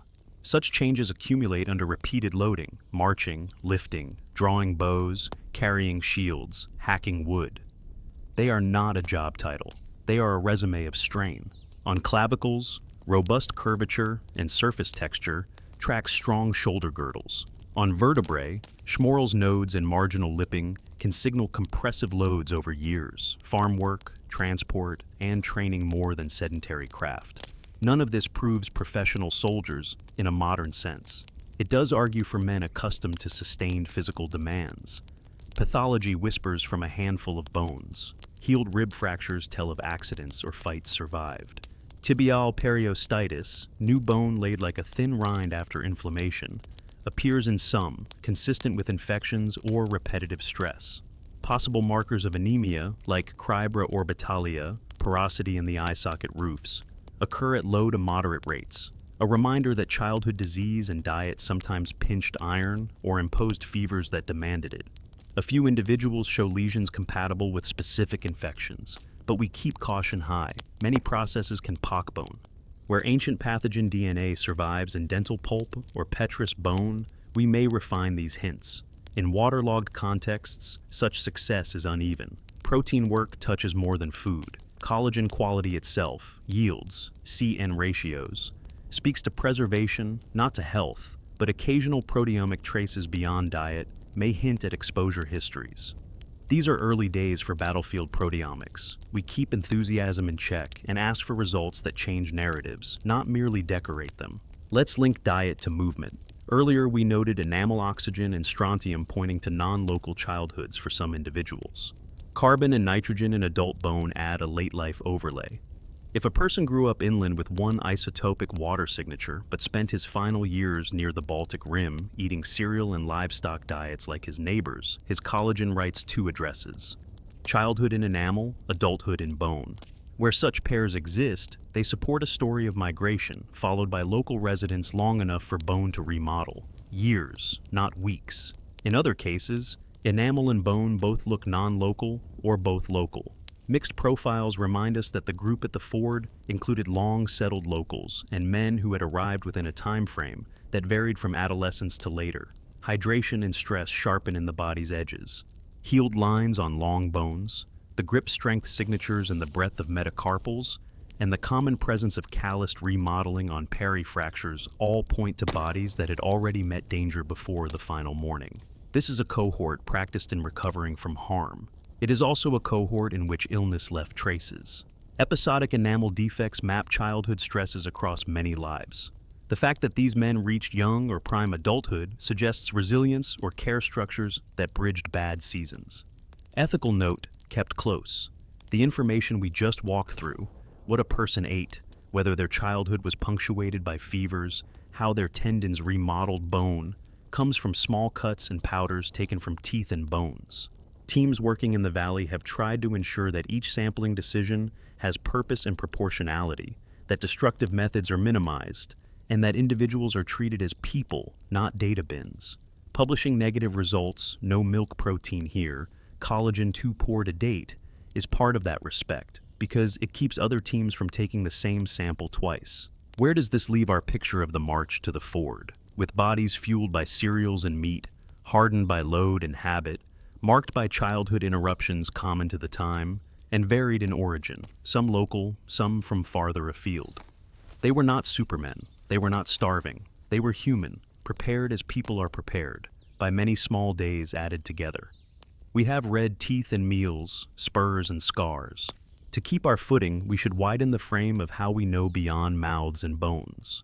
Rivers are maps written in sediment. If we want to trust our placements, where clusters lie, how channels moved, where eddies kept the lost, we need the tools that turn muddy layers into measured landscapes. In the next part, we'll step into methods and evidence too. Cores, scans, and photogrammetry, how coring, geophysics, drone mapping, and cautious statistics make a battlefield visible without always putting a spade in the ground. To understand a battlefield written by a river, we need instruments that listen to mud and map water's habits. Spades and trowels give us detail a hand can feel, but they are slow and local. Tonight we widen our toolkit, slender cores that draw time up through a tube, geophysics that hears buried wood and voids, photogrammetry that turns overlapping photographs into a measured skin, and patient statistics that keep us honest when patterns tempt us to speak too quickly. Begin with coring, the gentlest way to read a valley's layered diary. A gouge auger, or Russian peat corer, twists down through overburden and into dark organics, bringing up crescent sections of sediment that keep their order. In a core taken across a paleo channel, we may see coarse sands at the base, a signature of faster flow. Then, fining upward silts as water slackened. Then a darker, organic-rich band where the channel shoaled and plants began to win. Then peat that caps the story when water spread and stilled. Each shift is an event, a flood season, a bend migrating, a cutoff forming. Pens and artifacts found near such sequences can be placed in this choreography, within an active channel, in a slack eddy, or above a fill horizon. Subsamples go to labs for grain size analysis, loss on ignition to estimate organic content, microfossils like pollen and diatoms that hint at vegetation and water chemistry, and the occasional fleck of charcoal that anchors a radiocarbon date. Cores taken as transects at tight intervals reveal where a channel was at any given time slice. They also show us where not to dig, saving both budget and patience. Wooden features, posts from a trackway, rails gone soft with centuries, announce themselves in cores as resistance followed by a change in smell and texture. When preservation allows, we split a post carefully, wrap it, and let dendrochronology work later. When removal would damage the surrounding peat fabric, we leave it and map the position with geophysics. Which brings us to the instruments that see without touching. Ground-penetrating radar, GPR, sends pulses into the ground and measures reflections from boundaries between materials, wet peat to drier sand, wood to mud. In waterlogged contexts, signal penetration is modest, and clay can drown the echoes. But over former trackways and buried ditches, GPR can sketch elongated, high-contrast features that align with lines of posts and planks. Frequency choice matters. Higher frequencies resolve finer detail but trade depth. Lower frequencies reach deeper but smear edges. We test both and ground truth with selective small trenches, checking that a bright line is wood, not a root mat or a modern pipe. Electrical resistivity adds a complementary view. A frame of electrodes injected with a tiny current measures how easily the subsurface conducts. Saturated peat conducts well. Buried wood and compacted boards resist. Resistivity tomographies laid across a suspected crossing can image a ribbon of higher resistance through conductive wet ground, another hint at a former walkway. Magnetometry, a staple for drier sites, is less helpful over waterlogged peat, though burned patches and iron-rich sediments can stand out. Where the valley rises into drier flanks, magnetometers rediscover their strengths, detecting hearths, pits, ditches, and the faint footprints of enclosures near approach paths. Above all this, drones fly patient grids, cameras angled down and sometimes to the side for raking light. The principle is simple. Many overlapping images taken from known positions are fed into photogrammetry software that triangulates points seen in multiple frames, producing a dense point cloud. From that cloud, we build a digital surface model, DSM, that captures hummocks, shallow rills, cut banks, and the microtopography of old channels now half-filled and hidden by grasses. Subtract a vegetation model, often built from the same imagery, and we approach a digital terrain model, DTM, that shows bare earth, as if we had brushed the valley with a giant, gentle whisk. In dry archaeology, airborne laser scanning, LiDAR, is the gold standard for penetrating leaf canopy. Along the Tollense, open fields make image-based photogrammetry surprisingly effective. Where patches of wood stand dense, LiDAR, if available, adds clarity. We watch for artifacts, cattle paths masquerading as ancient lines, drainage ditches laid in the last century, pretending to be Bronze Age engineering. Cross-checking imagery with old maps, core data, and on-the-ground observation keeps us from naming the wrong century. Water, too, gets its own mapping. Shallow bathymetric surveys, wading with a GPS rod and a sonar puck, trace channel depth and the shape of scours and eddies.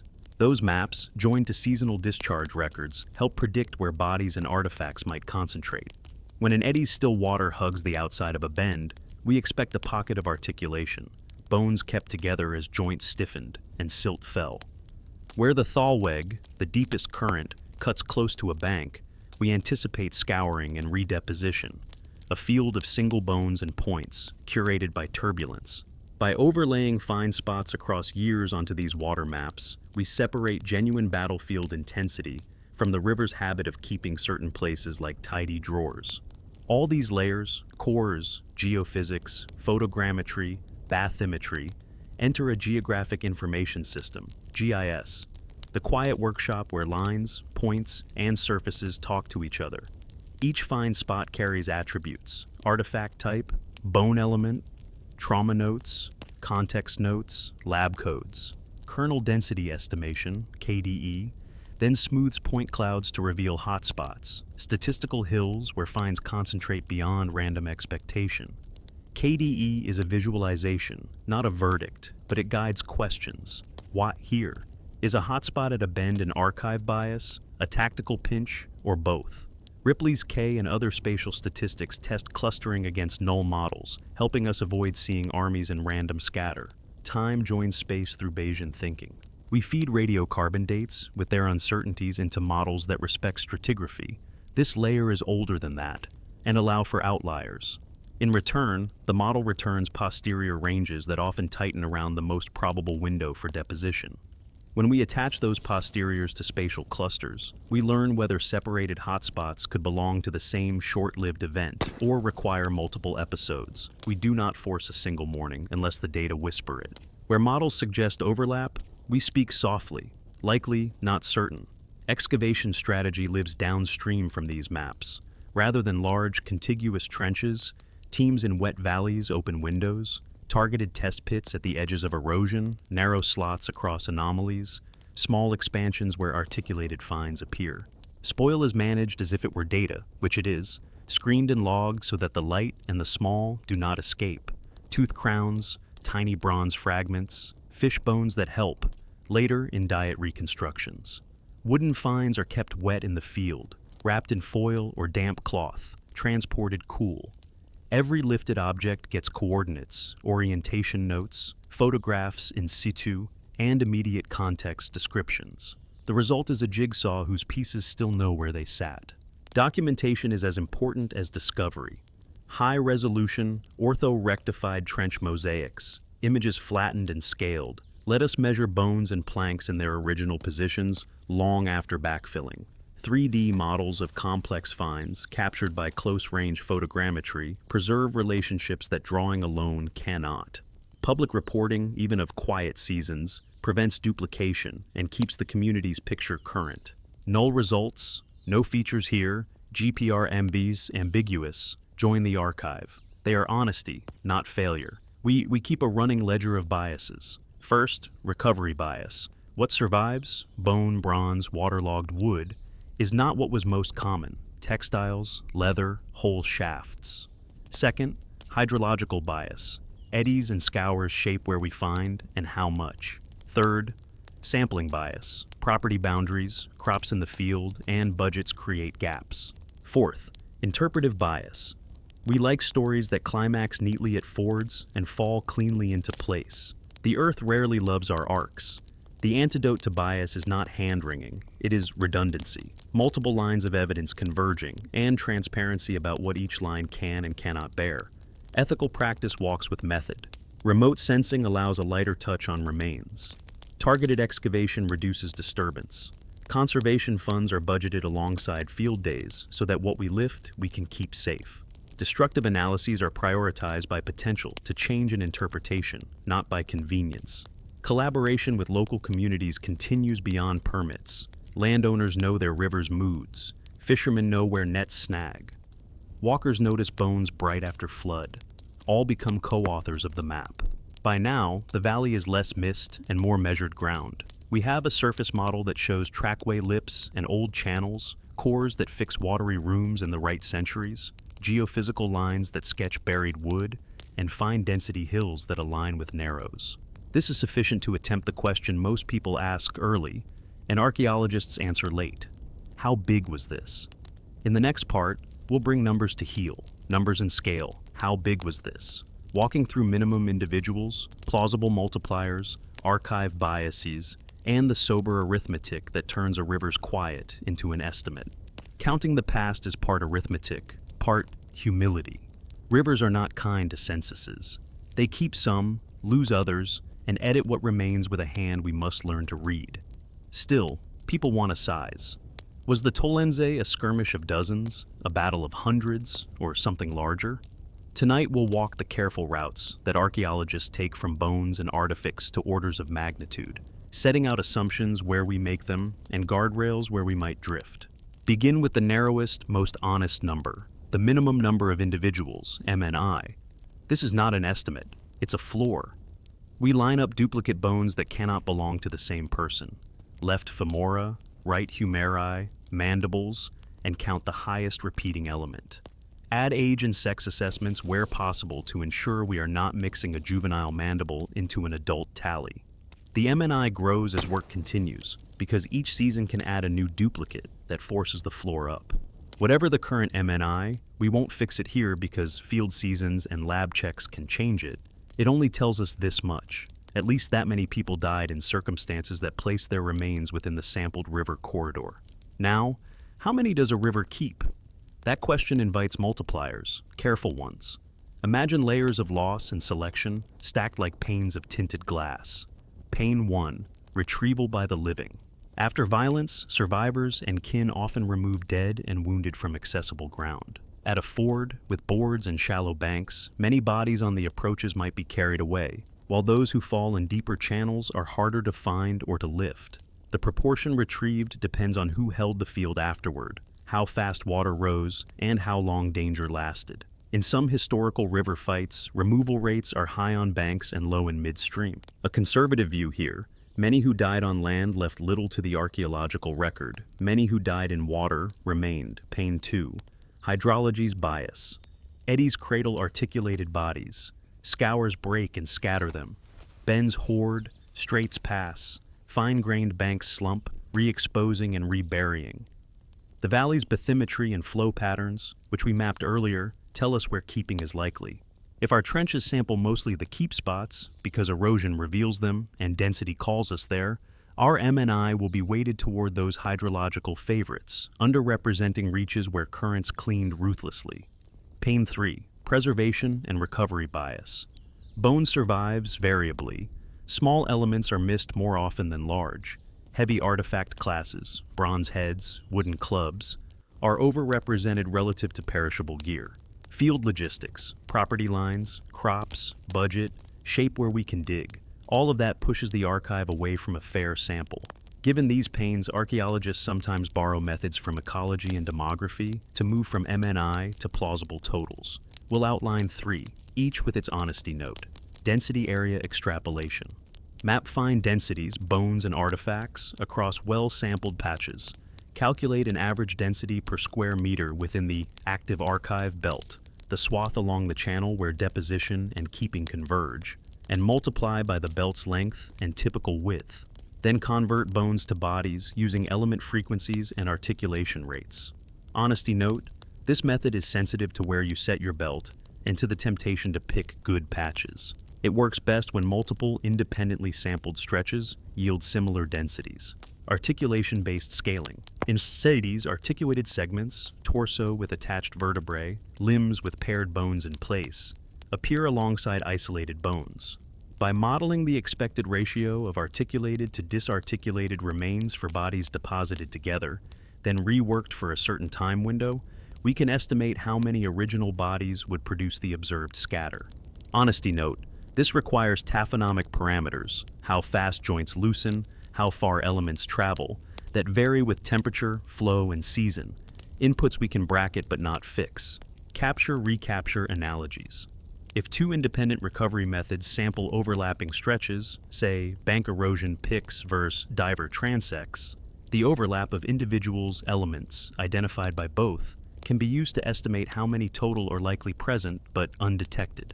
Honesty. Note: true independence is rare, and individuals are not marked in a way that makes this clean. Still, the analogy can bound the gap between what we have and what likely remains. What happens when these routes are walked soberly at the Tollense? The answers converge on a picture larger than a village skirmish and smaller than the great set-piece battles of later literate societies. Many scholars reading the same lines we've sketched argue for several hundred combatants engaged, with deaths in the low hundreds a defensible order of magnitude, not as a single neat number, but as a bracket. Why not thousands of dead? Because even generous multipliers applied to the MNI, given the length of the battlefield corridor examined so far, the hydrological constraints, and plausible retrieval rates, strain to justify casualties that large without a radically different archive than the one we see. Why not only a few dozen? Because the floor already walks us past that, and the spatial spread of battle-consistent finds across multiple hotspots implies a force and pursuit larger than a single brawl at one pinch point. We can sanity check with weapon counts as a soft cross-check, Arrowheads number in the many dozens to hundreds, spearheads in the dozens, clubs in the handfuls to tens, swords rare. If we imagine a fighting file composition with some share of dedicated archers and a greater share of spear and shield men, the recovered kit fits a mixed force rather than a tiny raiding party. But here we must reread our bias sign. Light, numerous, single items, points, are overkept. Expensive, larger items, swords, are underkept because survivors reclaim them. Weapon ratios sketch choreography. They do not sum to head count. Mortality rates help translate head counts to engaged totals. In many pre-industrial battles where we have textual witnesses, death rates among engaged fighters range widely, from a few percent in short, inconclusive clashes to catastrophic losses when a side collapses near water or in pursuit. A ford with poor footing and a river that claims the retreat will lift the rate. If we suppose, only for thinking, a fatality rate between, say, 5% and 20% for the side that fared worse across the full encounter, remembering that water elevates the tale, we can pair that with a bracketed death toll to yield plausible combatant numbers. Example: if deaths were on the order of 150-300 across both sides and the effective fatality rate averaged 10%, a middle guess for a route-prone river crossing, that implies roughly 103,000 participants. If we push the fatality rate higher because the river trapped many, say averaging 15%, the implied engaged total drops proportionally. These are scenarios, not facts. Their value is in testing whether our artifact-rich corridor could have supported those numbers in files. Given the trackway width and the likely spacing of men in 2 or 3 belts of fight across several pinch points along a kilometer, hundreds to low thousands engaged remains plausible without fantasy. There's a further check in the demographic profile. If nearly all identified individuals are young to prime adult males, we are not sampling a whole community. We are sampling a cohort assembled for violence. That supports larger engaged totals than a village's adult male count alone, because coalitions or traveling parties draw from multiple settlements. We should also face the possibility of multi-episode blending. If 2 or 3 clashes occurred in successive seasons at the same crossing, say an interception, then a revenge or renewed attempt, the river may blend them. Radiocarbon modeling can tighten windows, but not resolve mournings. Multi-episode blending can inflate perceived scale if we read clustered events as one, or deflate it if removal after one event outpaced removal after another. The honest response is to keep ranges and to test for subtle differences in artifact style, trauma patterns, or isotope cohorts between hotspots that might hint at separations in time. All of this arithmetic comes with an ethics of numbers. Inflating scale wins headlines but harms understanding. Lowballing because caution feels comfortable can erase the exceptional nature of the site in its regional context. The responsible middle is to walk the methods in daylight, write down each assumption, and show how sensitive the totals are to each. Good reports do this with tables rather than thunder. If retrieval on banks was 60% and in-channel 20%, if the active archive belt is X meters wide over Y meters of length, if articulation ratios fit model Z, then the implied depths are AB. If you change assumption Q, the range shifts to CD. Where does that leave us on scale, in plain speech? With confidence that the Tollense event has involved organized groups larger than single hamlets, equipped for fighting, and large enough that the river's archive, biased and partial, still preserves a crowd. With a working bracket of hundreds of participants at minimum and low thousands not excluded under reasonable fatality and retrieval scenarios. With deaths in the hundreds plausible, but with a firm refusal to assign a single number more precise than the evidence can carry. Numbers matter because they shape the kinds of causes we consider. A dispute of dozens can be local and personal. A clash of hundreds implies coalitions, obligations, or opportunities that extend beyond one village's fences. Scale also shapes consequences. The loss of that many young men would ripple through marriage patterns, labor availability, and political balances across a region. We will now turn from how many to the tender, harder question of why. Numbers can constrain motive. Some causes can't muster hundreds, but they cannot answer it. For that, we must gather threads from trade, trackways, gifts, tolls, raids, and reputations, and then admit where the record still thins. In the next part, we'll open Uncertainty Box 1, why they fought, laying out the leading hypotheses, what each would predict in the ground, and what evidence we would need to move from, perhaps to probably. When evidence is generous but not complete, the most honest room we can build is an uncertainty box, a place to lay rival explanations side by side, assign them tests, and refuse to crown a winner before the ground does. The Tollense Valley invites that kind of clarity. We have bodies, weapons, a crossing, and chemistry that whispers of locals and non-locals. We do not have a shouted motive. Tonight we'll map the plausible whys, sketch what each would look like in the earth, and note what data could still move us from perhaps to probably. Hypothesis A: control of a crossing, toll, right-of-way, and local authority. In many landscapes, fords are not just places, they are permissions. If a local group maintained a trackway and expected payment, goods, labor, allegiance, then denial or evasion could escalate. Under this reading, an outbound party refused toll or challenged authority. Words failed. Violence concentrated exactly where boards narrow fate. Expected signatures.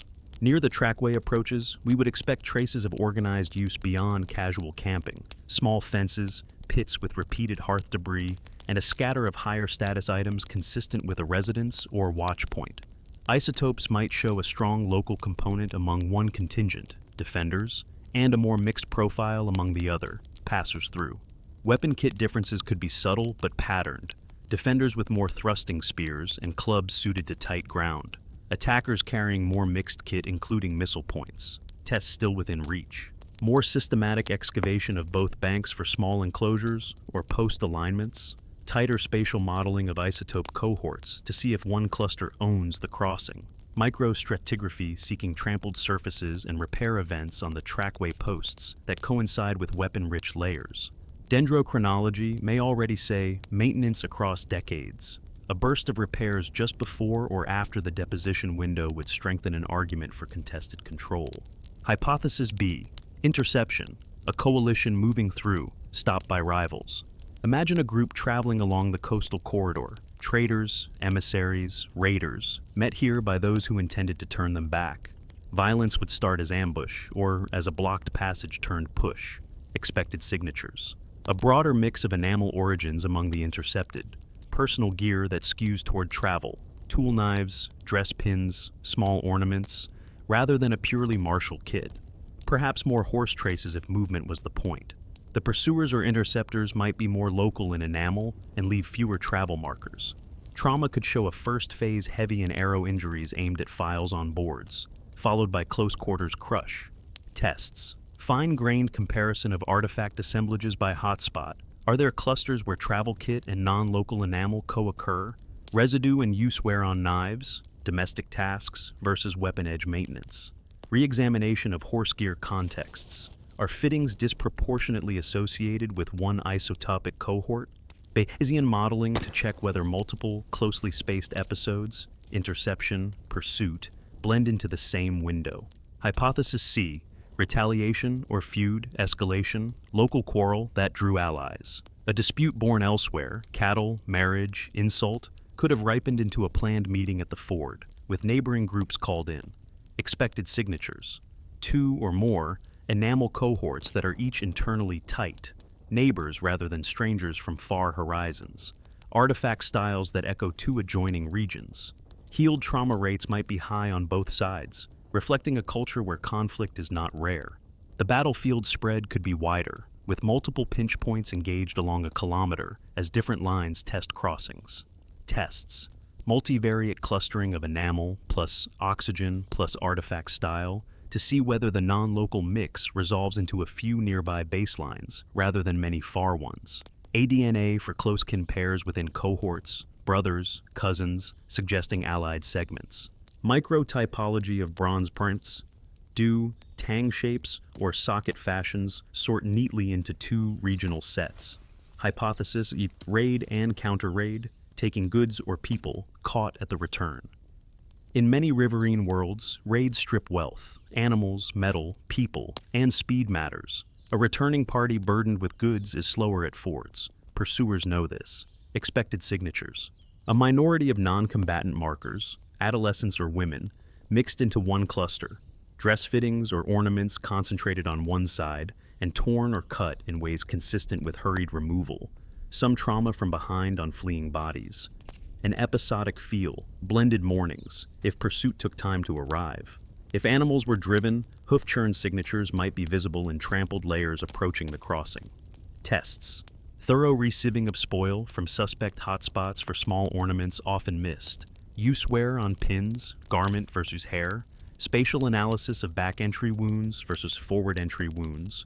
Micromorphology of trample layers for hoof versus foot signatures. Ethical note, if evidence suggested captive taking, interpretive framing must be restrained and human-centered. Hypothesis E. Bigger geography, amber, metal, and the politics of gift chains. The Nordic Bronze Age linked coast to interior through exchange and formalized gift-giving among elites. Disputes over access, who carries amber south, who receives tin and prestige metalwork north, could tighten into armed escort and armed denial, expected signatures. Higher status objects in the scatter, ornament fragments, decorated weapon parts, not easily explained as everyday kit. Sword presence slightly elevated relative to purely local fights. Isotopes indicating at least one cohort from farther inland, δ²⁵N or upland in geological zones. Perhaps a faint correspondence with contemporary hoard patterns in the region. Peaks in deposition often track stress and status negotiation. Tests. Close cataloging of ornaments and fittings for style, links to inland chef-d'oeuvre workshops, compositional analyses, trace elements, lead isotopes, on bronze from selected spearheads or pins to triangulate metal sources. Comparison of the Tollense window with peaks in hoard deposition in northern Germany and southern Scandinavia. Correlation is not cause, but synchrony can inform plausibility. Hypothesis F. Environmental pinch, bad years, tight margins, and forced choices. Climatic downturns or short multi-year anomalies can amplify existing tensions. Harvest failures make tolls heavier, allies less patient, raids more attractive. Expected signatures. Pollen cores from nearby peat, showing brief dips in cereal pollen concurrent with rises in rudderol, disturbance, taxa, diatom shifts hinting at altered hydrology, growth anomalies in tree rings from the same span, increased enamel hypoplasia frequencies in younger individuals who were children in the years just before the fight. Tests. High-resolution paleo-environmental cores tied by tephra or radiocarbon wiggle matching to the 13th century window. A meta-analysis of hypoplasia by age cohort among Tollense individuals. Dendro evidence from trackway posts for narrow rings across several consecutive years. Now, a word on what would change our minds. Strong signals rarely travel alone. If artifact styles split neatly into two regional sets, enamel clusters match that split, and ADNA reveals close kin skeins within each set, then coalitions of neighbors gains weight. If instead we see a broad, far-flung isotope scatter, a handful of elite objects, and a gentle rise in sword fragments, then escort or interception on an exchange corridor firms up. If small enclosures, repaired posts, and local enamel dominants pile up on one bank, while travel kit and mixed enamel stack on the other, toll and right-of-way steps forward. Single lines seldom decide, convergences do. What we can already set aside. A pure ritual deposit is inconsistent with trauma patterns and scatter geometry. Heavy chariot warfare does not fit the footing. A massacre of unarmed villagers is contradicted by demographics and weapon injuries. These are useful closures. They clear the table for harder choices. Ethical note. Motive touches memory. Local communities today may feel kinship with the valley's past and prefer some readings over others. We owe them plain language and openness about uncertainty. Where destructive analyses are proposed to chase motive, additional isotope cuts, more extensive ADNA, we ask whether the answer would materially change the story or merely decorate it. Consent, consultation, and proportion remain our guardrails, where we are, in one calm line. The Tollense fight most plausibly reflects organized violence at a controlled crossing within a mobile, exchange-rich Bronze Age world, with participants drawn from both local and more distant childhoods. Specific causes, toll enforcement, interception, retaliation, remain testable but unsettled. Our next step is to widen the lens around those exchange corridors. What moved along this rim of the Baltic besides people with reasons to argue? Amber, metal, salt, ideas of status. The period's bright threads all pass within reach of this river. Understanding that web helps us see why a ford could cost so much. In the next part, we'll travel the North Sea worlds, trade, amber, and gift chains, to weigh what wealth, promise, and obligation a narrow crossing might have gathered to itself, in lakes and bogs across the region.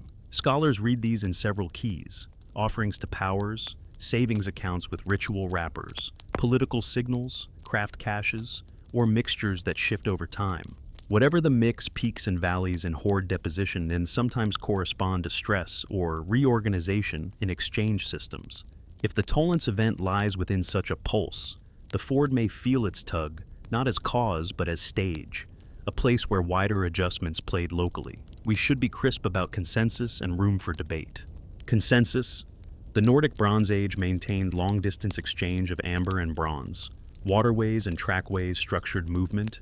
Gift-giving and feasting formalized relationships that stretched across regions. Wetland hoarding is common and meaningful, even if motives vary. Debate: the exact sources and roots of particular metal batches, how tightly gift chains mapped onto political power, whether hoard peaks reflect scarcity and anxiety, or abundance and display. How much control of passage mattered as motive relative to interception or feud. We carry both baskets forward, cautious and curious. Try for a moment a day in the life within this web. A small fleet of dugouts noses into a reed-lined backwater. 3 men step ashore wearing pins of a style more common, 2 valleys away. On the boards above the wet ground, a local headman waits with men who know every waver in the planks. The visitors bring skeins of amber, a thin ingot, and words rehearsed by elders. They expect to be fed, to be seen, and to be allowed through tomorrow. Somewhere beyond, inland partners have prepared to host, to receive gifts, and to renew calendars of favor. This choreography is normal. It fails only when reputations are misread, hunger has sharpened, or an outside promise outweighs a local courtesy. If a refusal hardens, the first volleys fly short and fast, because both sides understand the geometry.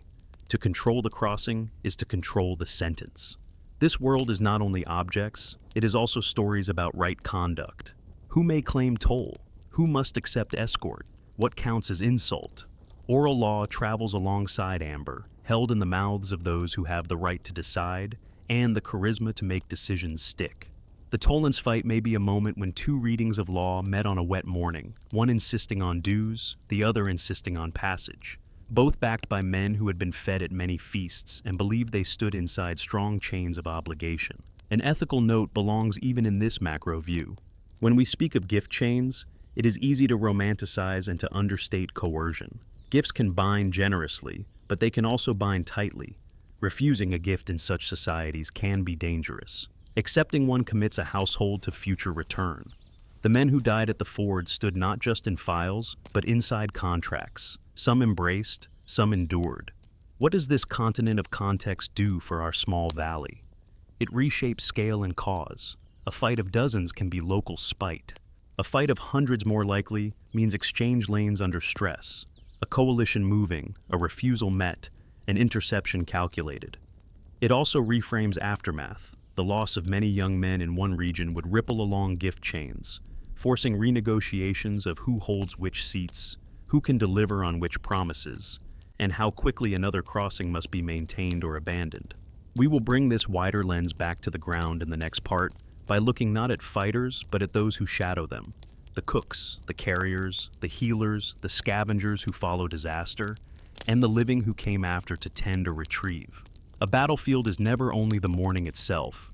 It is also the margins, before and after. In the next part, we'll step into Camp Follows Army, non-combatants, and the aftermath, the evidence and caution around companions, removals, scavenging, and how a valley lives with what a day leaves behind. On most mornings of organized violence, the files you see are not the only feet on the road. There are others at the margins, cooks and carriers, animal minders, healers, kin who refuse to stay home, and opportunists who study risk like weather. After the fight, another set arrives, those who retrieve, those who scavenge, and those who simply live nearby and must reckon with what a river offers back. The Tollense archive is spare on named roles. yet it keeps enough quiet signs to let us ask where the margins begin and how the valley absorbed a day's shock. First, the obvious physics. Men do not travel light. Even a small party moving with intent will carry food, water skins, spare cord, repair kit for bow or shoe, and sleeping gear turned simple. Larger groups add animals, draft or riding, pack frames, and someone who knows how to feed many on the move. The artifact scatter at Tollense is deliberately slim where perishable materials once did work. Textiles, leather, wooden bowls, cordage, and the felt of packs rot cleanly. What remains are the hard traces: knife blades and tangs, pins and fasteners, a buckle fragment here, a bronze ring there. They are not numerous compared to the weapon kit, and that matters. It suggests that what could be retrieved after the fighting often was. Field stripping, the gathering of usable goods by survivors or those who came in their wake, has a long and unromantic history. A bronze blade is both a tool and a store of metal. A pinned cloak is warmth and a ransom. A horse is a moving fortune. Absent streams of such finds in the mud argue for significant retrieval. Can we hear cooks in the ground? Only faintly. Butchery marks on the occasional animal bone, cuts at joints, filleting traces on ribs, speak to food preparation somewhere near the corridor, whether before, during pauses, or in the days after. Hearth lenses are rare on the wet margin itself. The best places for fire are slightly back on higher ground, where flames are safer from reed and wind. If such places fed an army, they did it in movable bursts, a portable fire, a quick boil, a meal that fit a march. Nearby, a scattering of broken ceramics in some northern Bronze Age sites marks task areas. Along the Tollense, the ceramic signature is thin, and we should not overread. Wet places keep bronze and bone. They are ungenerous to potsherds that break and sink in thick reed beds, where we are less likely to open the ground. Healers leave no names, but bones remember whether help arrived fast enough. Perimortem trauma dominates the archive. Still, some individuals show evidence that someone attempted care. Arrow shafts occasionally leave traces that suggest attempts at removal. Whether that is battlefield aid or later attention is hard to say. Healed injuries tell us that these men knew care in life, set bones, rest that allowed callus to form, and a social structure capable of supporting recovery. After the fight, the valley's water would have compromised any open wound. Unless the fallen were lifted soon, what medicine could do receded with each minute a body lay in mud. What of women and children, the companions who sometimes shadow marching cohorts? The skeletal population here is overwhelmingly young and prime adult male. That strong signal argues against a camp-following train standing close at the ford at the moment of violence. Yet, we must leave a narrow door open for presence at distance. Non-combatants can wait on safer ground and step onto the road only when called. If so, the river would not keep them unless disaster spread. A few bones in some reports have been tentatively assigned to non-adult individuals. Such readings are cautious and contested, because water rearranges in later episodes can plant different lives in the same shelf. If non-combatant casualties occurred, their representation in this wet archive could easily be near zero through retrieval or chance. Aftermath is where the landscape speaks most clearly. Retrieval has its own signatures. Cut marks that are tight, shallow, and deliberate at tendon attachments can mean disarticulation, removing a limb to lighten a body for transport, or to rescue weapons and clothing. But those same marks can be the work of scavengers with tools who came later, when danger had left. Distinguishing the two is hard. Edge morphology helps. Tool steel is younger than bronze, but we are in the Bronze Age, and stone can cut as clean as metal. Context helps more. Marks on fresh, green bone flake differently than on dry, sun-brittled bone. At Tollense, the balance of evidence supports field stripping of gear and the removal of some bodies by the living soon after the fight, with later, more opportunistic scavenging layered in. Neither implies cruelty as motive. Both are the economy of grief and survival. Animals are aftermath actors with their own handwriting. Carnivore gnawing, punctures, and crenulated ends of long bones appears in some assemblages.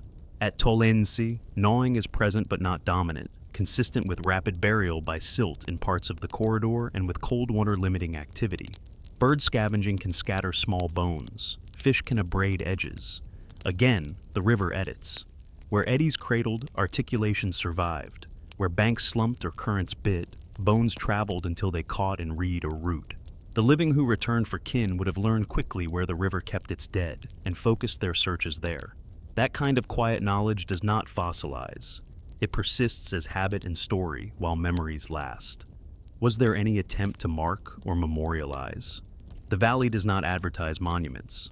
If a cairn rose on a nearby knoll, plowing in later centuries could erase it. If a rite took place, a small offering where a body was lifted, the wet margin would absorb and hide it.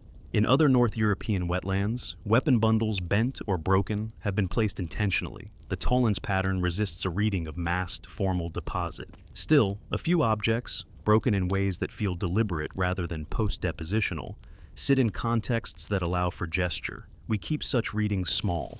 A person pausing, an object placed, a long breath.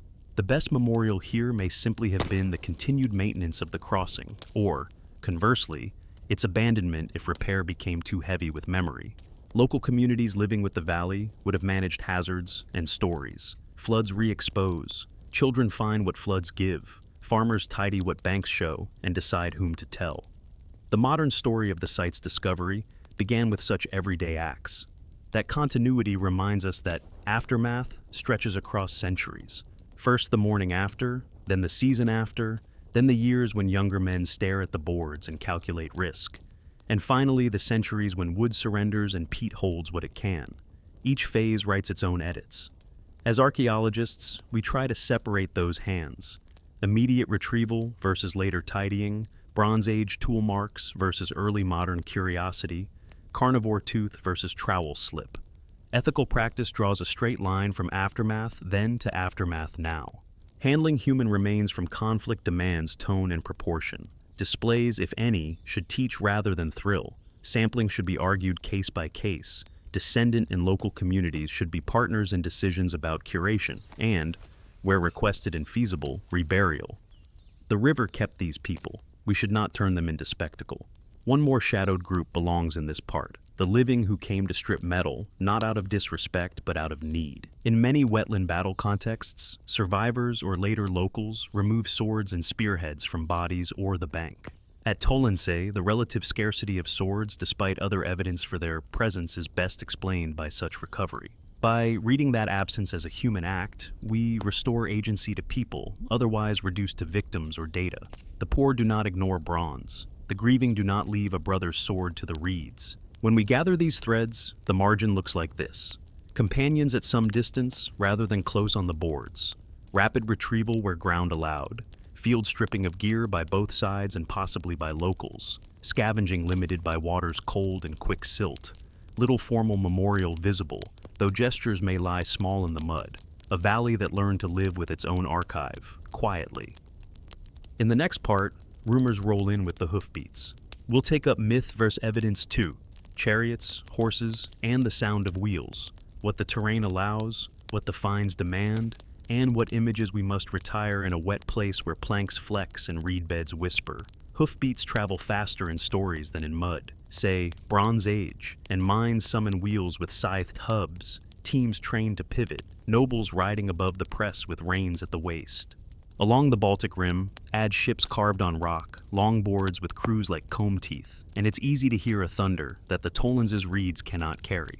Tonight we sort the sound, what this valley's footing allows, what the finds require, and which images we should leave respectfully on drier ground. Begin with the physics of place. The Tollense crossing sits amid peat, soft alluvium, and water that rises with little warning. The maintained timber trackway, posts, rails, and planks, was a solution for feet and hooves at walking pace, not for axles at speed. Even in its best-kept years, its width would likely have been 2 to 4 planks across, flexing under load, with gaps where lashing loosened and rails settled. Reed beds press close. A misstep is a soak, not a stumble. This is not an arena for wheeled maneuver. Wheels here are carts, useful, careful, slow, or nothing at all. Now, the finds. The assemblage includes horse bones, scattered, not many, and fragments of tack, rings and fittings interpretable as bridle or harness parts. We have bronze points by the dozens, spearheads by the dozens, clubs by the handfuls to tens, and a few swords. Notice what is missing in numbers and in kind. No clear, repeated signatures of spoke chariot wheels. No bronze tires or nave hoops. No standard kits of yoke fittings and quantity. No paired horse gear with symmetrical wear, suggesting teams. No crushed board prints wide enough to argue wheel tracks laid over soft ground. None of that absence proves total impossibility. Archaeology is a sieve that loses much, but it does weigh heavily against sustained tactical chariot use here. Horses, however, are not chariots. A mounted person is an advantage of height and sight, a courier, a scout, a mobile threat in pursuit over drier stretches. Even at a crossing, a rider can move along firmer margins faster than men on foot, carry messages between pinch points, and harry a retreat once the press breaks. The horse bones in the Tollense corridor, together with tack traces, fit this humbler, more plausible profile. They say, animals were present and used, not wheels turn the day. Terrain speaks again when we imagine the moment of contact. Files on planks mean tightly constrained fronts. A chariot's axle asks for clean approach paths and turning room. The Tollense hands it neither. A cart could be forced onto the boards with care, pushed or pulled, perhaps as part of moving goods or wounded. But as a weapon system, a cart is a hazard and a liability. In drier theaters, steppe edges, open plains, hard-packed floodplains, wheels can write tactics. Here, mud edits every sentence and removes the exclamation points. Why, then, do chariots haunt the popular imagination of the Nordic Bronze Age? Because elsewhere in the broader world, they matter greatly, and because the region's iconography, rock carvings of ships and wheels, horned helmets, sun disk imagery pulled on carts, leans vivid, we should separate registers. Ritual carts bearing sun symbols across dry ceremonial ground speak to cosmology, display, and processions. They do not map cleanly onto tactical use in wetlands. Artistic wheels do not equal battlefield wheels. This is not an argument against meaningful vehicles in the north. It is a reminder that meaning and mud have different rules. Let's set out the consensus versus speculation ledger, plainly. Consensus. The Tollense Valley preserves evidence for horses and for elements of tack. The trackway is real and maintained. The ground is wet, the banks soft, the approach narrow. The weapon set is dominated by arrows, spears, and clubs with rare swords. There is no positive suite of chariot diagnostics and quantity. Speculation, small numbers of riders could have been present and influential in reconnaissance and pursuit. Carts could have been used for transport in calmer moments. An isolated ceremonial or high-status vehicle could have been led to the crossing as a marker of rank and then abandoned or stripped without leaving strong trace. We can allow those possibilities without granting them decisive weight in the fight itself. How would horses shape the choreography we already mapped? Before contact, riders range ahead along drier swales, checking approaches, counting files, and signaling with horns or gestures. During the first volleys, mounts stand back, nervous on boards, useless in reeds, while men on foot trade arrows and step into spear distance. Once one side yields and files begin to flow backward, riders find their hour on firmer margins, nipping at the edges, pushing panic toward water. If any horse goes down on the boards, it becomes a movable barricade, a sudden fact that splits a line and turns an orderly withdrawal into a cue of trouble.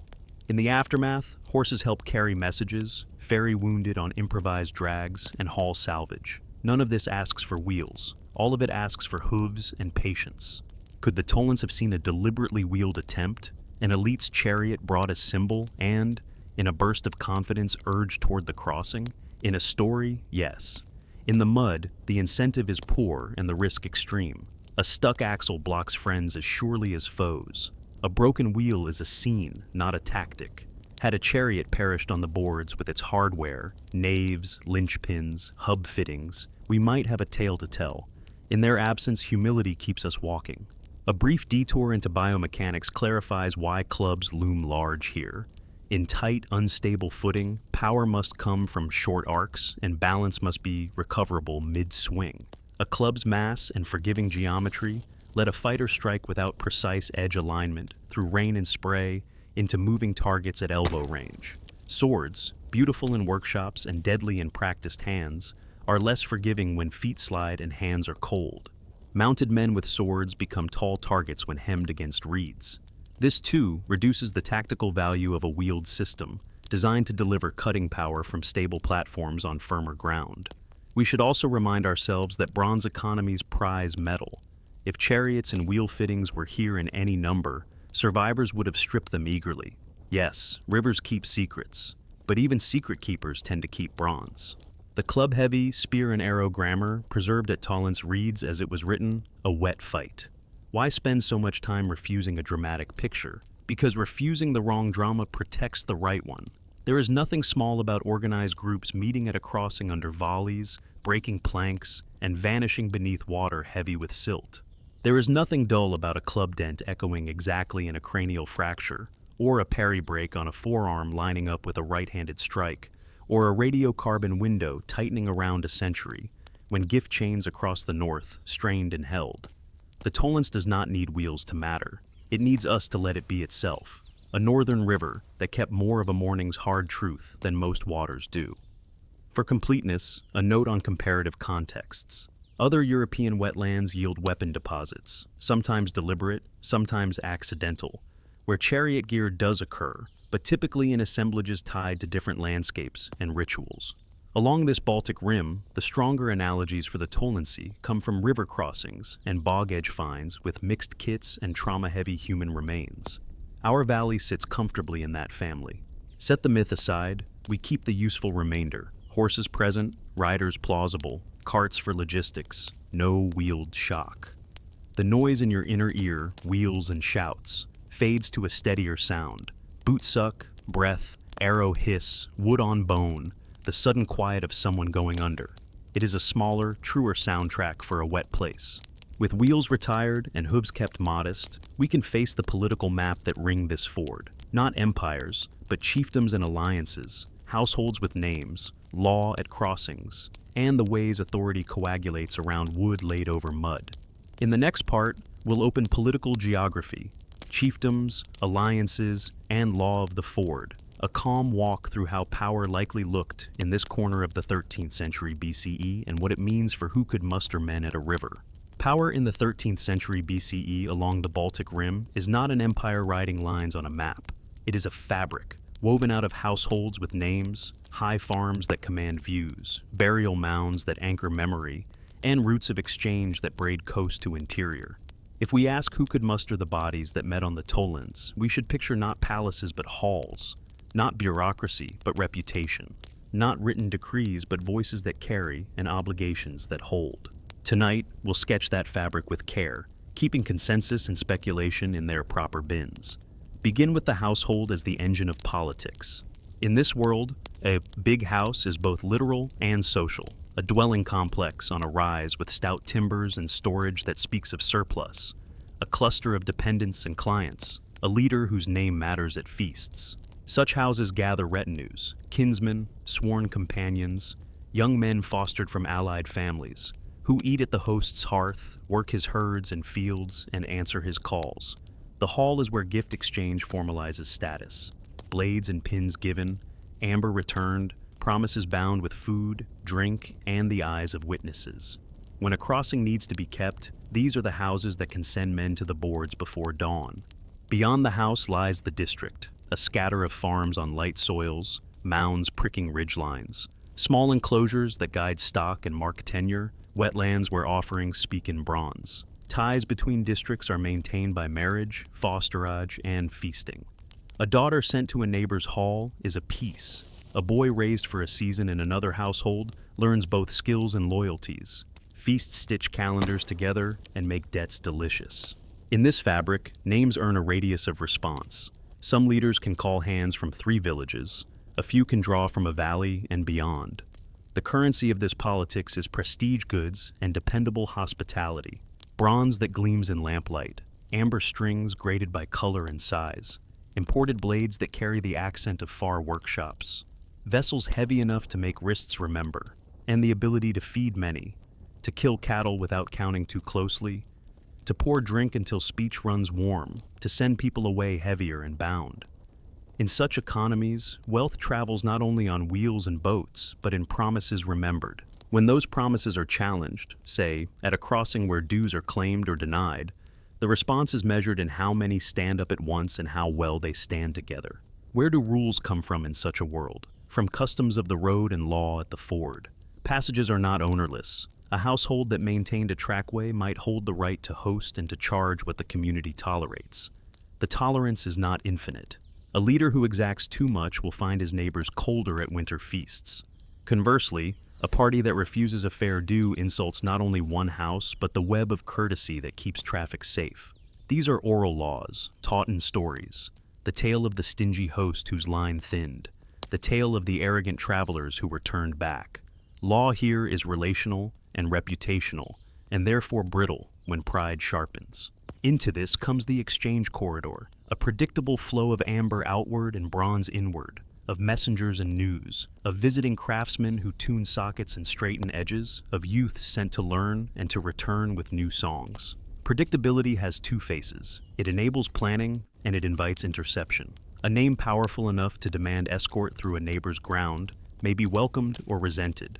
A rival may test whether the name is still heavy in the mouth or only on the tongue. The Tollense, modest river, big consequences, sits at one of these tests. We should be frank about military organization in such settings. There are no standing armies in the literate payroll sense. There are trained cohorts inside households, men accustomed to carrying shields and spears, to archery practice in the yard, to drills learned by imitation. There are coalitions raised for specific aims: escort, retaliation, assertion of right, recovery of stolen goods or people. Numbers scale with cause. To turn back a large moving party, a host calls allies through messenger chains, riders along the drier ribs, boys on foot where hooves would betray. The very existence of a maintained crossing implies a routine capacity to mobilize, to repair wood, to guard when trouble is rumored, to collect dues when the river falls and traffic grows. Territory is sensed more than surveyed. Boundaries flow along watersheds and river lines, mounds and clusters of stones, trees known to grandfathers. Conflicts ignite where such mental maps overlap, especially at resources that concentrate value: a salt spring, a ford, a nodal meadow. The law at the ford says who stands in the middle and says stop. If names disagree about who has that right, the law turns briefly into wood and bone. It's tempting to make these structures tidy, to assign parties, intentions, and chain of command neatness. Real coalitions are mixed. A leader's retinue includes cousins with their own priorities, foster sons with ties elsewhere, ambitious young men hungry for renown, and steadier hands tired of young men's hunger. At crossings, courage and caution coexist. Some step onto the boards out of duty, some out of calculation, some because refusing a call from a powerful house costs a future more than a morning does. Understanding this human mess guards us against overdetermining motives and against dismissing courage as choreography. How does this political geography read into the Tollense archive? The demographic skew toward fighting-age males fits retinue-heavy musters. Healed trauma and strong entheses match lives practiced in labor and periodic violence. The mixed enamel signatures are consistent with coalitions knit by marriage, fosterage, or gift chains, not with an imagined mercenary marketplace in the modern sense, though hired service in return for gifts and future hosting sites inside the period's grammar. The presence of a maintained crossing argues for at least one locally powerful household, with enough labor to lay and renew wood, and enough social license to claim a toll or hosting right without constant revolt. Consider consequence. The loss of 100 young men in a small political ecosystem is a demographic wound. Fields go untilled, watch shifts lengthen, marriage networks adjust, with widows and sisters woven into new households. Fosterage routes change to rebuild ties. In gift economies, a leader who cannot deliver men may compensate with objects, blades unburied from hoards, amber given forward rather than kept, cattle slaughtered too early to keep a calendar. The battle's shadow extends, then, into hoarding patterns, burial emphasis, and the architecture of halls. Repairs delayed, feasting scaled back, or made more ostentatious to hide a bruise. We should separate what is well-grounded from what is inference. Consensus: Northern Bronze Age politics along this rim center on big households, feasting, gift exchange, and mobile alliances. Crossings are nodal points of both economy and authority. Muster capacity exists without permanent armies. Reputational law governs passage. Inference, cautiously held. A specific toll dispute here, a particular leader's overreach, a coalition summoned from named districts we could plot. Without texts, the names remain in the ground. Only their scale and habits rise into view. An ethical note belongs in politics too. When we read power into past landscapes, we can be tempted to romanticize chiefs and flatten the governed. The men who died at Tollense were not chess pieces moved by a single will. They were people with household obligations and personal choices, stitched into structures that rewarded loyalty and punished refusal. Remembering the agency at every level keeps our picture human and prevents us from turning a river into a stage for leaders alone. Hold then a simple image. On a ridge above a wet corridor, a hall's smoke rises blue. Below, boards cross brown water. Between them runs a road of courtesy and calculation. Gifts down, goods up, messengers both ways. Most days, feet ring wood and no one bleeds. On one day, claims collided, and the law at the ford was argued with arrows, spears, and clubs. The political geography did not cause the fight, but it prepared its grammar and amplified its echo. Before we move toward closing, we owe the valley one more careful room, an uncertainty box devoted not to motive but to method. The ways a river selects and distorts what we recover, how our sampling frames skew what we think, and what kinds of data would calm the noise. In the next part, we'll open Uncertainty Box 2, Selection Bias in a River Archive, a clear, practical audit of what the Tollense keeps too well, what it hides too easily, and how to read a battlefield through the water's editorial hand. If the Tollense is a generous archivist, it is also a partial one. Water records what it can, where it can, for as long as it can. Then it edits, moves, and sometimes erases. To keep our footing, we need an audit. What the river keeps too well, what it hides too eagerly, and which habits of our own magnify or mute those biases. Tonight we'll open the ledger calmly, line by line, and mark where uncertainty lives and how we might shrink it. 1. Hydrological selection, where currents curate. Rivers are not neutral shelves. Bends scour, outside banks cut, inside banks collect. Eddies act like careful hands, cradling articulated joints and light things. Thalwegs behave like impatient arms, dragging and breaking. In practice, this means that hotspots of bone and artifact density often coincide with geomorphic keep spots, slack pockets below narrows, lee sides of obstacles, and relic channels that sip rather than gulp. If we sample mostly where exposure is greatest, fresh cuts after flood, retreats of banks and tight bends, we risk mistaking places that keep for places where most men fell. The fix is not to distrust hotspots, but to weight them with hydraulic maps and to test nearby quiet zones, even when they are less generous to trowels. A battlefield is wider than its tidy drawers. 2. Material bias, what survives versus what mattered. Bone, bronze, and waterlogged wood are overrepresented. Textiles, leather, sinew, basketry, glue, and most wooden shafts vanish or require exceptional microcontexts to persist. Shields built of planks and rawhide leave little but trauma angles and the occasional fitting. Entire arrows evaporate into a head, plus a stubborn stub. Spear shafts become a taper and a few tool marks. Carts, if present, are almost all wood and therefore almost all gone. The river's grammar therefore privileges points over platforms, blows over buffers, and hard kit over soft logistics. Reconstructions must keep a standing asterisk. Absence of perishable gear is not evidence of its absence in life. We can soften this bias by microsampling, searching for collagen ghost threads in sediment, for phytolith halos from worked plant fibers, for tar and pitch residues where bindings once lay, and for wood cell casts in mineral films that sketch vanished shafts. 3. Retrieval bias, the living cure at first. After the fighting, survivors and locals remove bodies, weapons, and valuable fittings from accessible ground. This human selection is systematic. Rare, high-value items, swords, ornate pins, are the first to go. Heavier, awkward things remain unless they are culturally charged. In-channel dead are harder to reach, and therefore more likely to persist. The archaeological consequence is a weapon set skewed toward what could not be efficiently reclaimed. Bent arrowheads lodged in bone, clubs dropped by the drowned, spearheads torn free from shafts. Any attempt to derive fighter ratios from weapon ratios must pass through this filter. The more prized the class, the more invisible it becomes. One way to model the effect is with shadow accounting.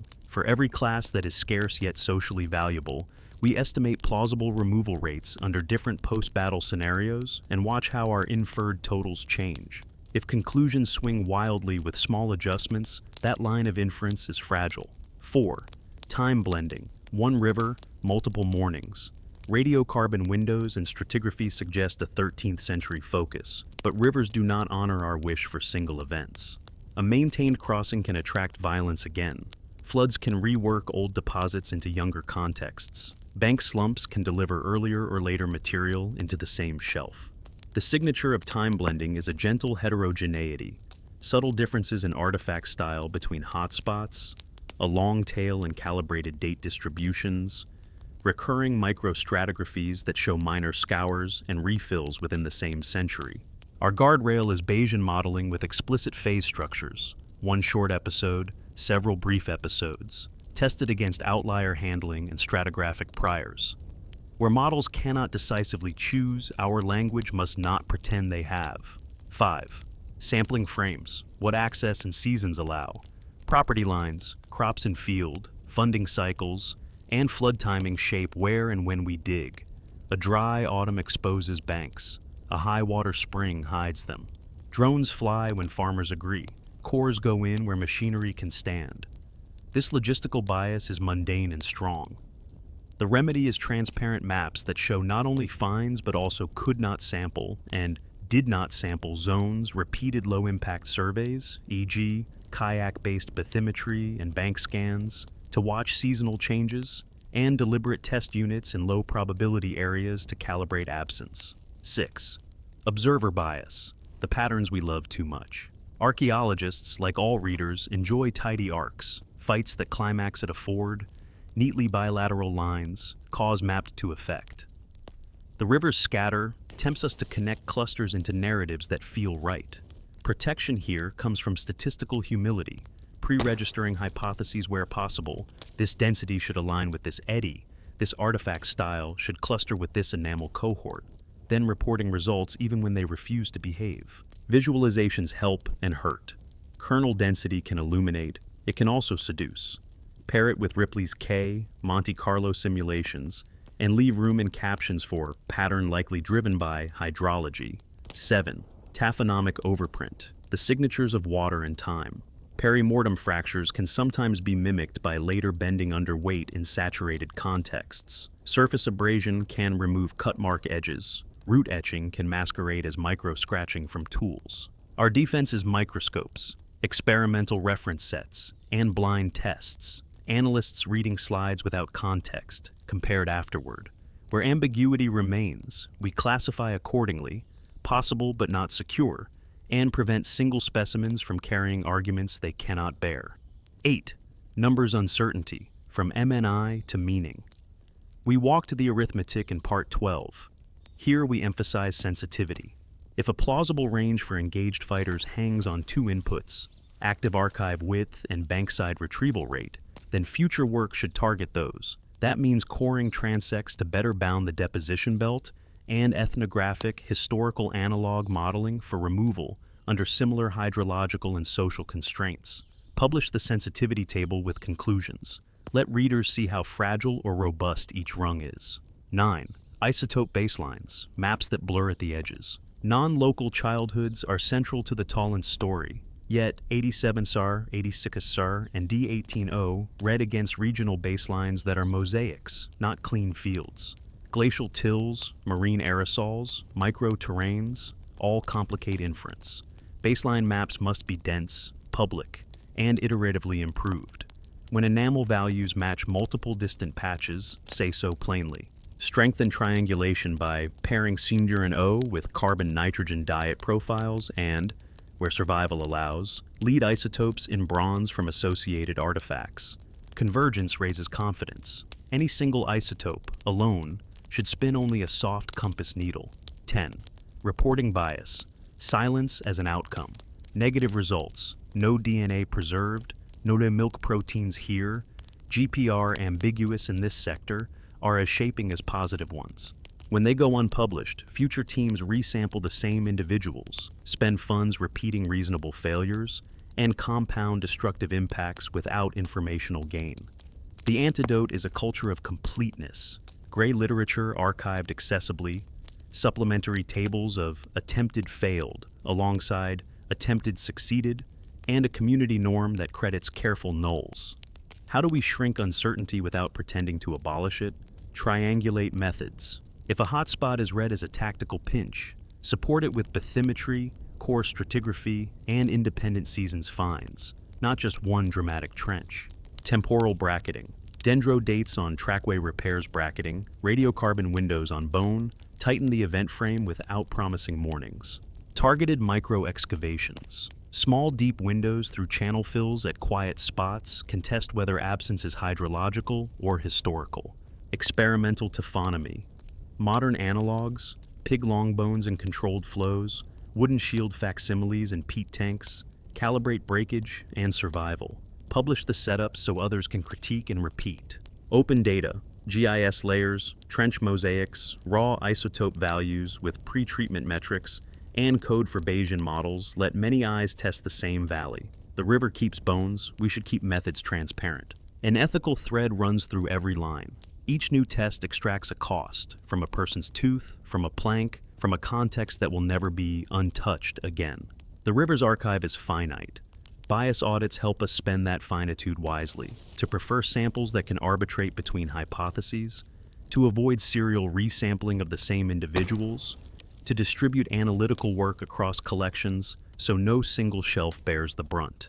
If we keep this uncertainty box open beside every interpretation, we gain a paradoxical comfort, a story more modest and more trustworthy. The Tollense needs no inflated certainty. It needs careful readers who say, enough to know, not enough yet. And here is how to find out with proportion. With our audit complete, we can turn deliberately to the people in the archive, not only as data sets but as the dead, and to the stewards who carry them now. Method earns meaning only when paired with care. In the next part, we'll move into ethical note and conservation. Working with the dead, how teams balance science, dignity, community, and the long labor of keeping wood, bone, and memory from crumbling. Let's set the story down for a moment and talk about stewardship, how to work with a river's human archive in ways that are precise, proportionate, and kind. The Tollense has given us people and objects held in water's slow hands. Our job is not only to learn from them, but to keep them whole enough, materially and morally, that tomorrow's questions can still be asked. Begin with the simplest truth. These are people. Even when names are gone, duties remain. Field teams here keep a quiet discipline.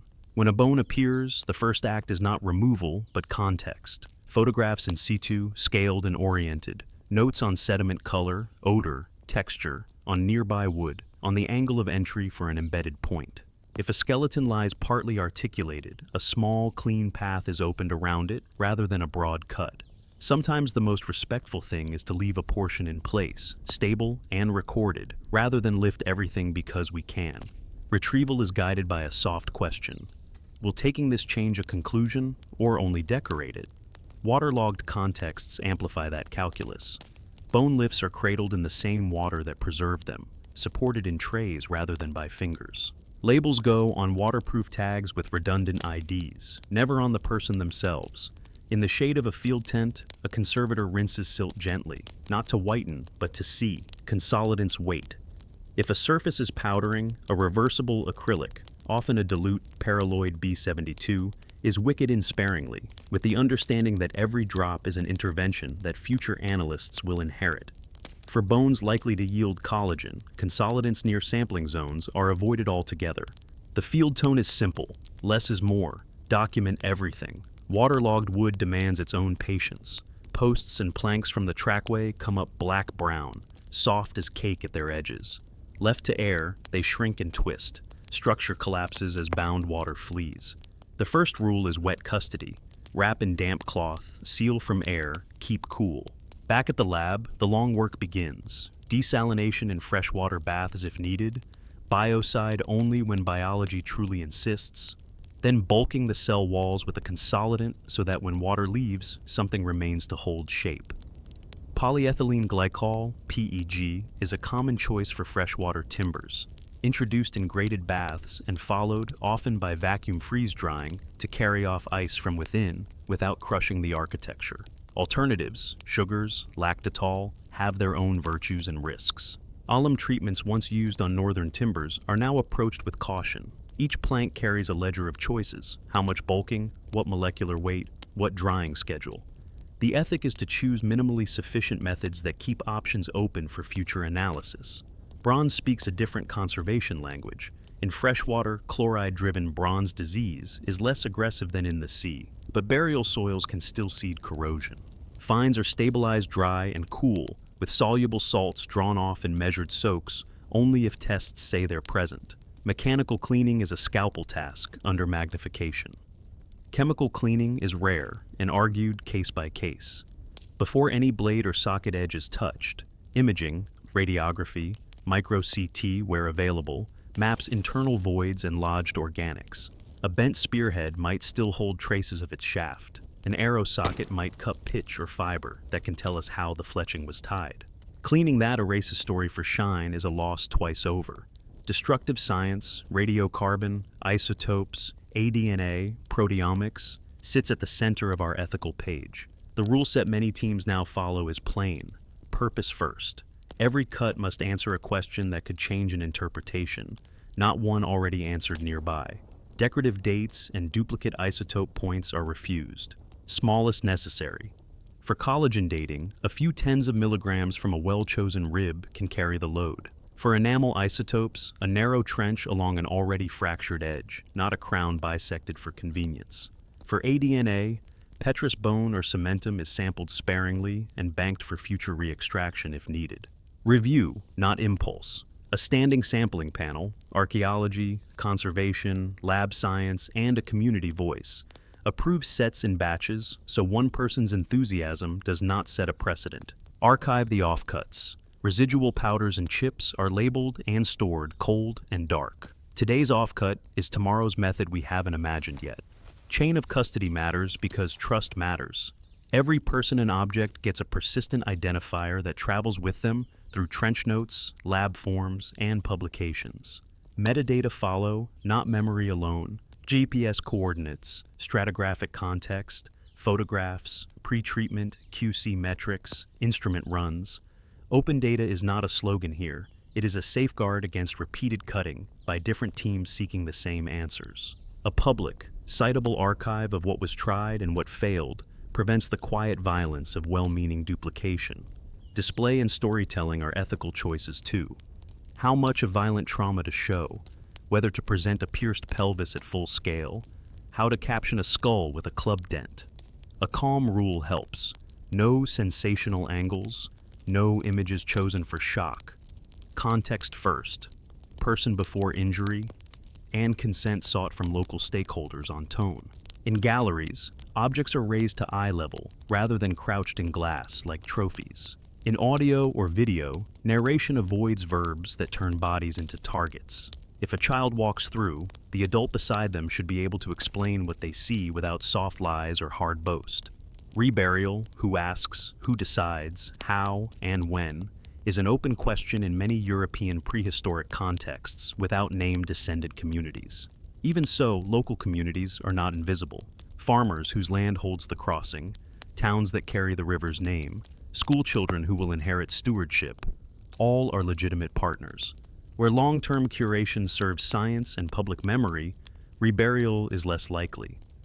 Where small fragments accumulate without clear analytical value, respectful reinterment after documentation is one path teams consider. Either way, communication should be steady and human. Meetings in plain rooms, not just papers in distant journals. Digital futures offer a second kind of care. Every major context is scanned: trench orthomosaics, 3D models of articulated finds, high-resolution imagery of tool marks and trauma. These become a public commons, licensed for teaching, downloadable by other researchers, robustly anonymized where necessary. Digital models are not a substitute for bone or wood, but they are an insurance policy against accident, against budgets, against the slow entropy of boxes. Fair principles, findable, accessible, interoperable, reusable, are not bureaucratic acronyms when they keep a valley's archive alive beyond any one grant. The lab is also an ethical space. Ancient DNA work moves under strict cleanroom protocols, contamination logs are kept, negative controls are reported, not edited away. Isotope labs publish pre-treatment metrics, collagen yields, CN ratios, screening for diagenesis in enamel. When results are ambiguous, they are labeled so. When two labs disagree, the fact is published, not smoothed. Admitting limits is not a weakness. It is part of the dignity due to people whose last morning we are retelling. Finally, there is an ethic of words. We have tried throughout to keep language level. Organized violence, not bloodbath. Perimortem trauma, not skull smash. Coalition, not army, unless the evidence truly justifies it. Words shape respect. They also shape memory. In a century, if our models are refined by new methods, we want later readers to find a record that erred on the side of care. Hold, then, a small scene from today. In a climate-controlled room, a post from the trackway rests on custom supports. Its peg-bulked grain still remembers the tool strokes of a person who worked quickly on a wet morning 3,000 years ago. Beside it, a rib waits in a microclimate drawer, its label crisp, its context metadata mirrored in a server off-site. A student opens a dataset and, with permission, reads the enamel ratios that tell of a childhood under a different sky. No one in this room speaks loudly. It is not a shrine. It is not a warehouse. It is a promise kept, to ask only what we must, to take only what changes the story, and to keep what we have taken safe and searchable for the next careful question. We have one more walk to make before we close. Not through a lab or a ledger, but along the valley itself at a quiet hour. No trench lines, no flags, letting place carry meaning where arguments pause. In the next part, we'll take a walk at dusk, landscape as memorial, a slow sensory return to the Tollense that leaves numbers behind and listens for the soft echo a river keeps. Let's put the books back on the shelf and step outside with empty hands. Dusk gathers along the Tollense the way sleep gathers behind the eyes, gradually, kindly. The river moves as if it had all the time in the world. A long exhale over brown water. Alders lean. Reed plumes turn silver gray. A blackbird throws a last bright line into the cool. It is not difficult to believe that memory sits here lightly on the surface and more heavily beneath, braided into peat and silt. Begin at a sandy rise west of the channel, where field edges ravel into rush. The ground is firm under your boots, then a little less so, then the first springy give of moss and old roots. In the fading light, you can make out a faint shelf, an old bank, now landlocked by a bend long since abandoned. Kneel and pinch the soil, top centimeters sandy, then darker, a hair more sweet on the nose. Somewhere below your fingertips, the fining upward story begins, coarse grains settling to fines as waters slackened in a centuries-old summer. You stand and let the invisible stratigraphy assemble in your mind like sheets of music, layers that recorded mornings not unlike this one. Take the path slanting toward the water. It zigs around a hummock where willow has laced the bank with roots. The air smells of tannin and alder, clean and damp. Dragonflies, late season and slow, hang over the shallows like tiny pendulums. Here the channel narrows and the current gains a quiet insistence. You can see how, in a year of low water, men would have read the reeds and chosen this lip. You can also see how, in a year of wetter sky, the choice would have contracted to boards, then to bravery. Pause at the place where a trackway once crossed. The timber has gone to labs and storage, or to the arms of water and time, yet the line remains. It's there in the geometry, one bank talking to the other in the shortest sensible sentence of wood across wetness. Imagine the planks flexing under a line of carts, and the soft groan of withies binding rails. Imagine, too, the calm days when nothing more dramatic happened than a bottle-green frog choosing a board over mud, the ordinary courage of people trusting one another to share the way. A heron lifts ahead, wings rowing. The river answers with a ferny whisper against the stems. You walk on and let the archaeology unspool quietly behind the senses. That club with the bruised face that matched a dent on a skull, the leaf-shaped arrowheads bent at the shoulder from bone, the spear sockets with the bite marks of pegs, the handful of swords, rare high notes in a lower, rougher score. You do not see them, you are not meant to. But you can stand where files would have tightened, crosswind tugging at cloaks, and understand why the first volley would have been short and quick, and why it would have felt, even to the throwers, like a threshold crossed. At a bend, the outside bank is steep and freshly bitten. An eddy curls below it, a slow circle of darker water where floating leaves choose to stop. You study the circle and think of the archaeologist's map. Hot spots spread like quiet lanterns along a kilometer. Their density is much about flow as it is about fate. The river kept what it could. People retrieved what they could. The rest entered this revolving drawer, where even now the surface betrays a preference for keeping. Dusk deepens. The first bat scribbles a half-seen arc overhead. Two cows far off shift their weight and call their low, soft complaint about midges. This is the hour when imagination likes to walk ahead of us and start telling stories. Gently, you call it back. We have our story already, and it is enough.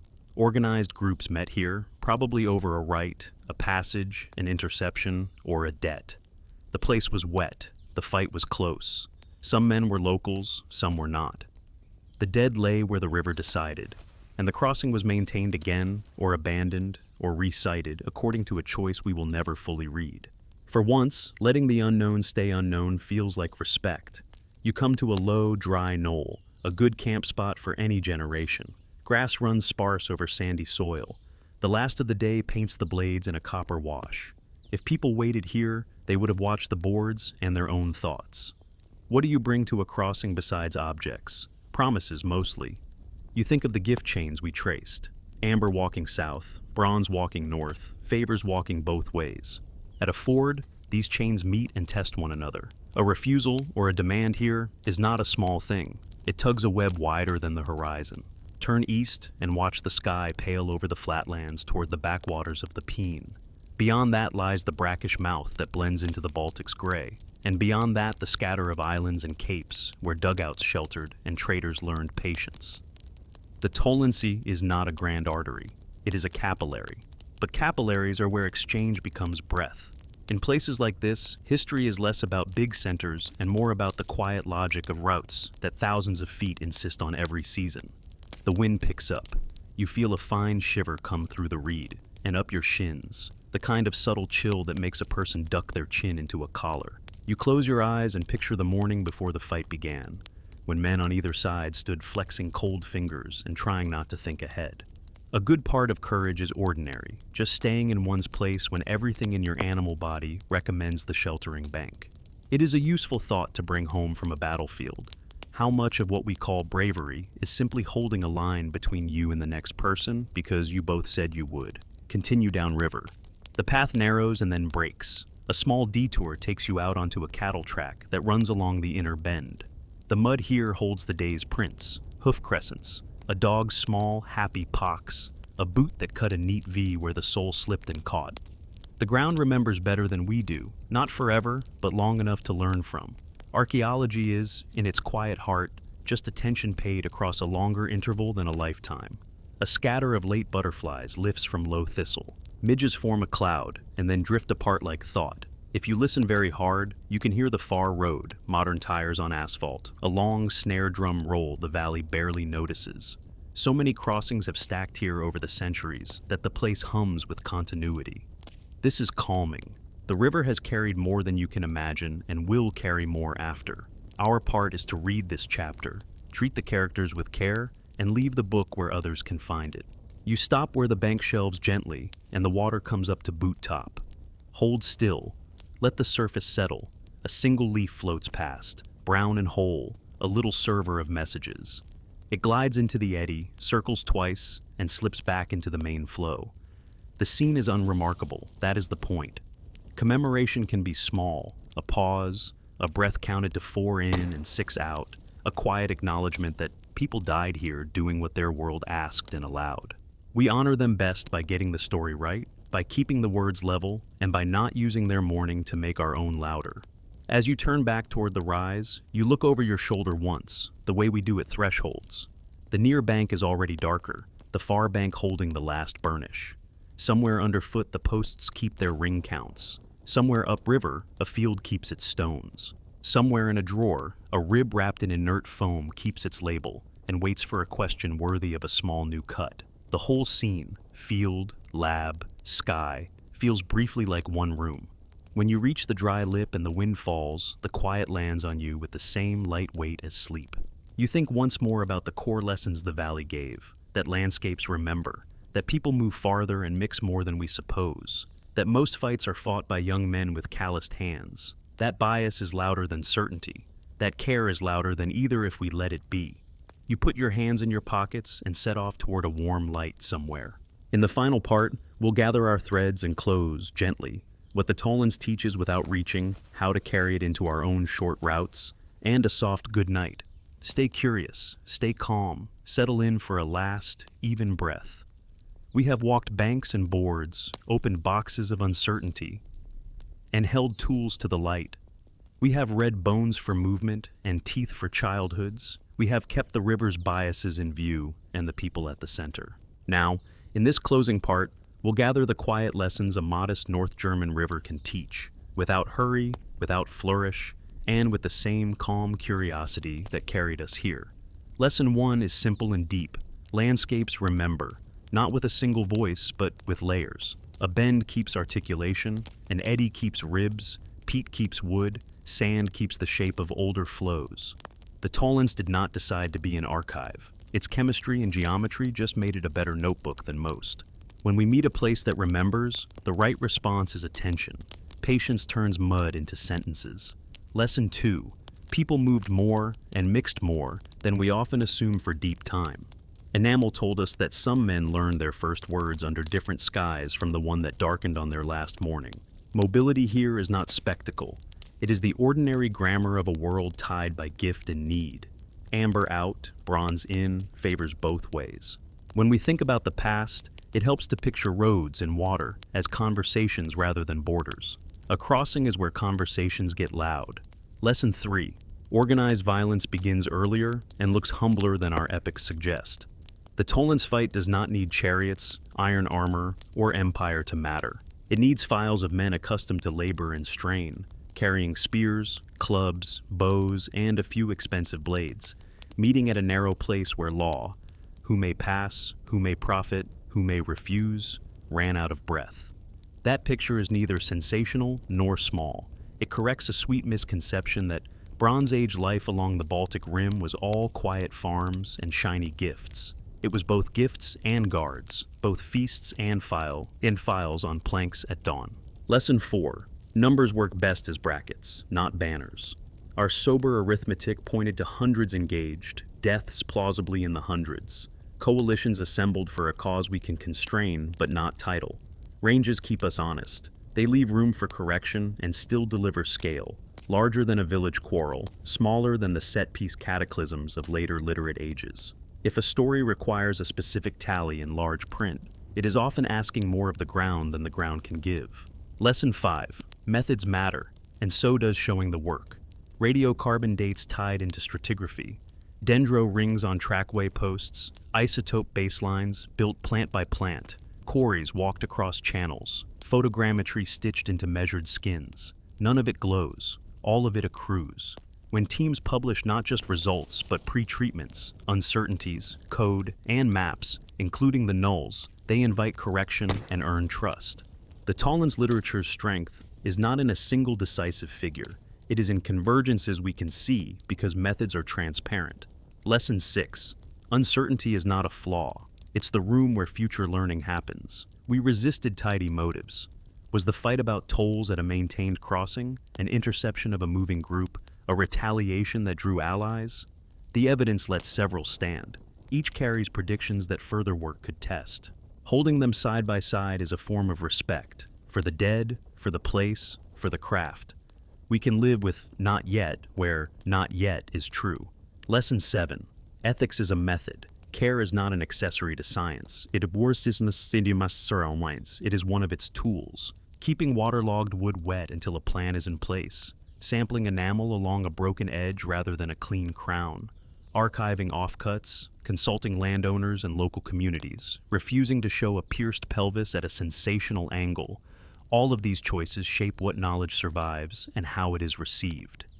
Do no unnecessary harm is a compass that points just as steadily in a trench as it does in a clinic. There are smaller, human-sized lessons worth folding and keeping in a pocket. Courage is often ordinary, feet that stay on boards when boards flex. Grief is practical. The living remove kin and tools where they can, and the river keeps the rest. Memory is communal. Fishermen, farmers, and walkers became co-authors of discovery simply by paying attention to what floods revealed and by telling someone who would listen. And humility travels well. We named our consensus and our speculation every time, because getting the tone right is part of getting the past right. If the Tollense speaks to our present, it does so softly. It reminds us that infrastructure is politics. A maintained crossing declares care, claims, and obligations. It reminds us that laws live in custom until they fail and reveal their skeletons at a ford. It reminds us that lost scales, 100 young men taken from a region, would warp marriage patterns, labor, and leadership for years. And it reminds us that archives exist where you least expect them, in peat and silt, in trackway butts, in a single molar's enamel. Before we close, take one last, slow look at the whole arc we've traveled. A cold open morning and a crescent of bone in sedge. A map of marsh and timber. A crossing repaired because people expected to return. Weapons on a linen cloth. Bent arrowheads, battered clubs, socketed spears, rare swords. Bones red for movement, parries, punctures, crush, drownings that leave no bone mark. Isotopes, whispering of childhoods near and far, of a world threaded by travel. Meals and illnesses in calculus and collagen. Bodies practiced in strain. Quarries and scans turning mud into a measured battlefield. Numbers walking carefully from a floor to a bracket. Myths gently set down, no chariot thunder in a reed-choked ford. Political fabric woven from halls, fosters, feasts, and oral law. Uncertainties audited, ethics kept central. A dusk walk that let the place hold the last word. If you've drifted in and out along the way, while cooking, commuting, or easing towards sleep, know that the river forgives you. The beauty of slow, factual storytelling is that it tolerates dozing. You can return to any part and find the thread again. The timestamps are there to help you back. Thank you for walking this long valley with me. If this kind of gentle, evidence-first journey suits your days or your nights, consider following along for the next one, and tell me, truly, how and when you listen. Your notes shape which routes we try next, and how slowly we take them. At the very end, we owe the Tollense a promise. We will not make it louder than it is. We will carry its lessons without turning them into banners. We will keep curiosity ahead of certainty, care ahead of spectacle, and people ahead of plot. Sa plot n'histoire titre. A river kept an unusually legible chapter of human conflict. We read it together, with patience. Tomorrow, someone will take a new core, tighten a date, redraw a flow line, or find a better way to bulk a waterlogged plank. The story will sharpen a little, the tone can stay the same. Dim the lights one last time. Inhale to 4, exhale to 6. Let the reed hush replace words. When you think of the Bronze Age, let a small river join the ships and ornaments. When you think of battle, let mud and clubs stand beside banners and brass. When you think of evidence, let a molar's enamel and a post's rings have a place on your inner shelf. Stay curious, stay calm.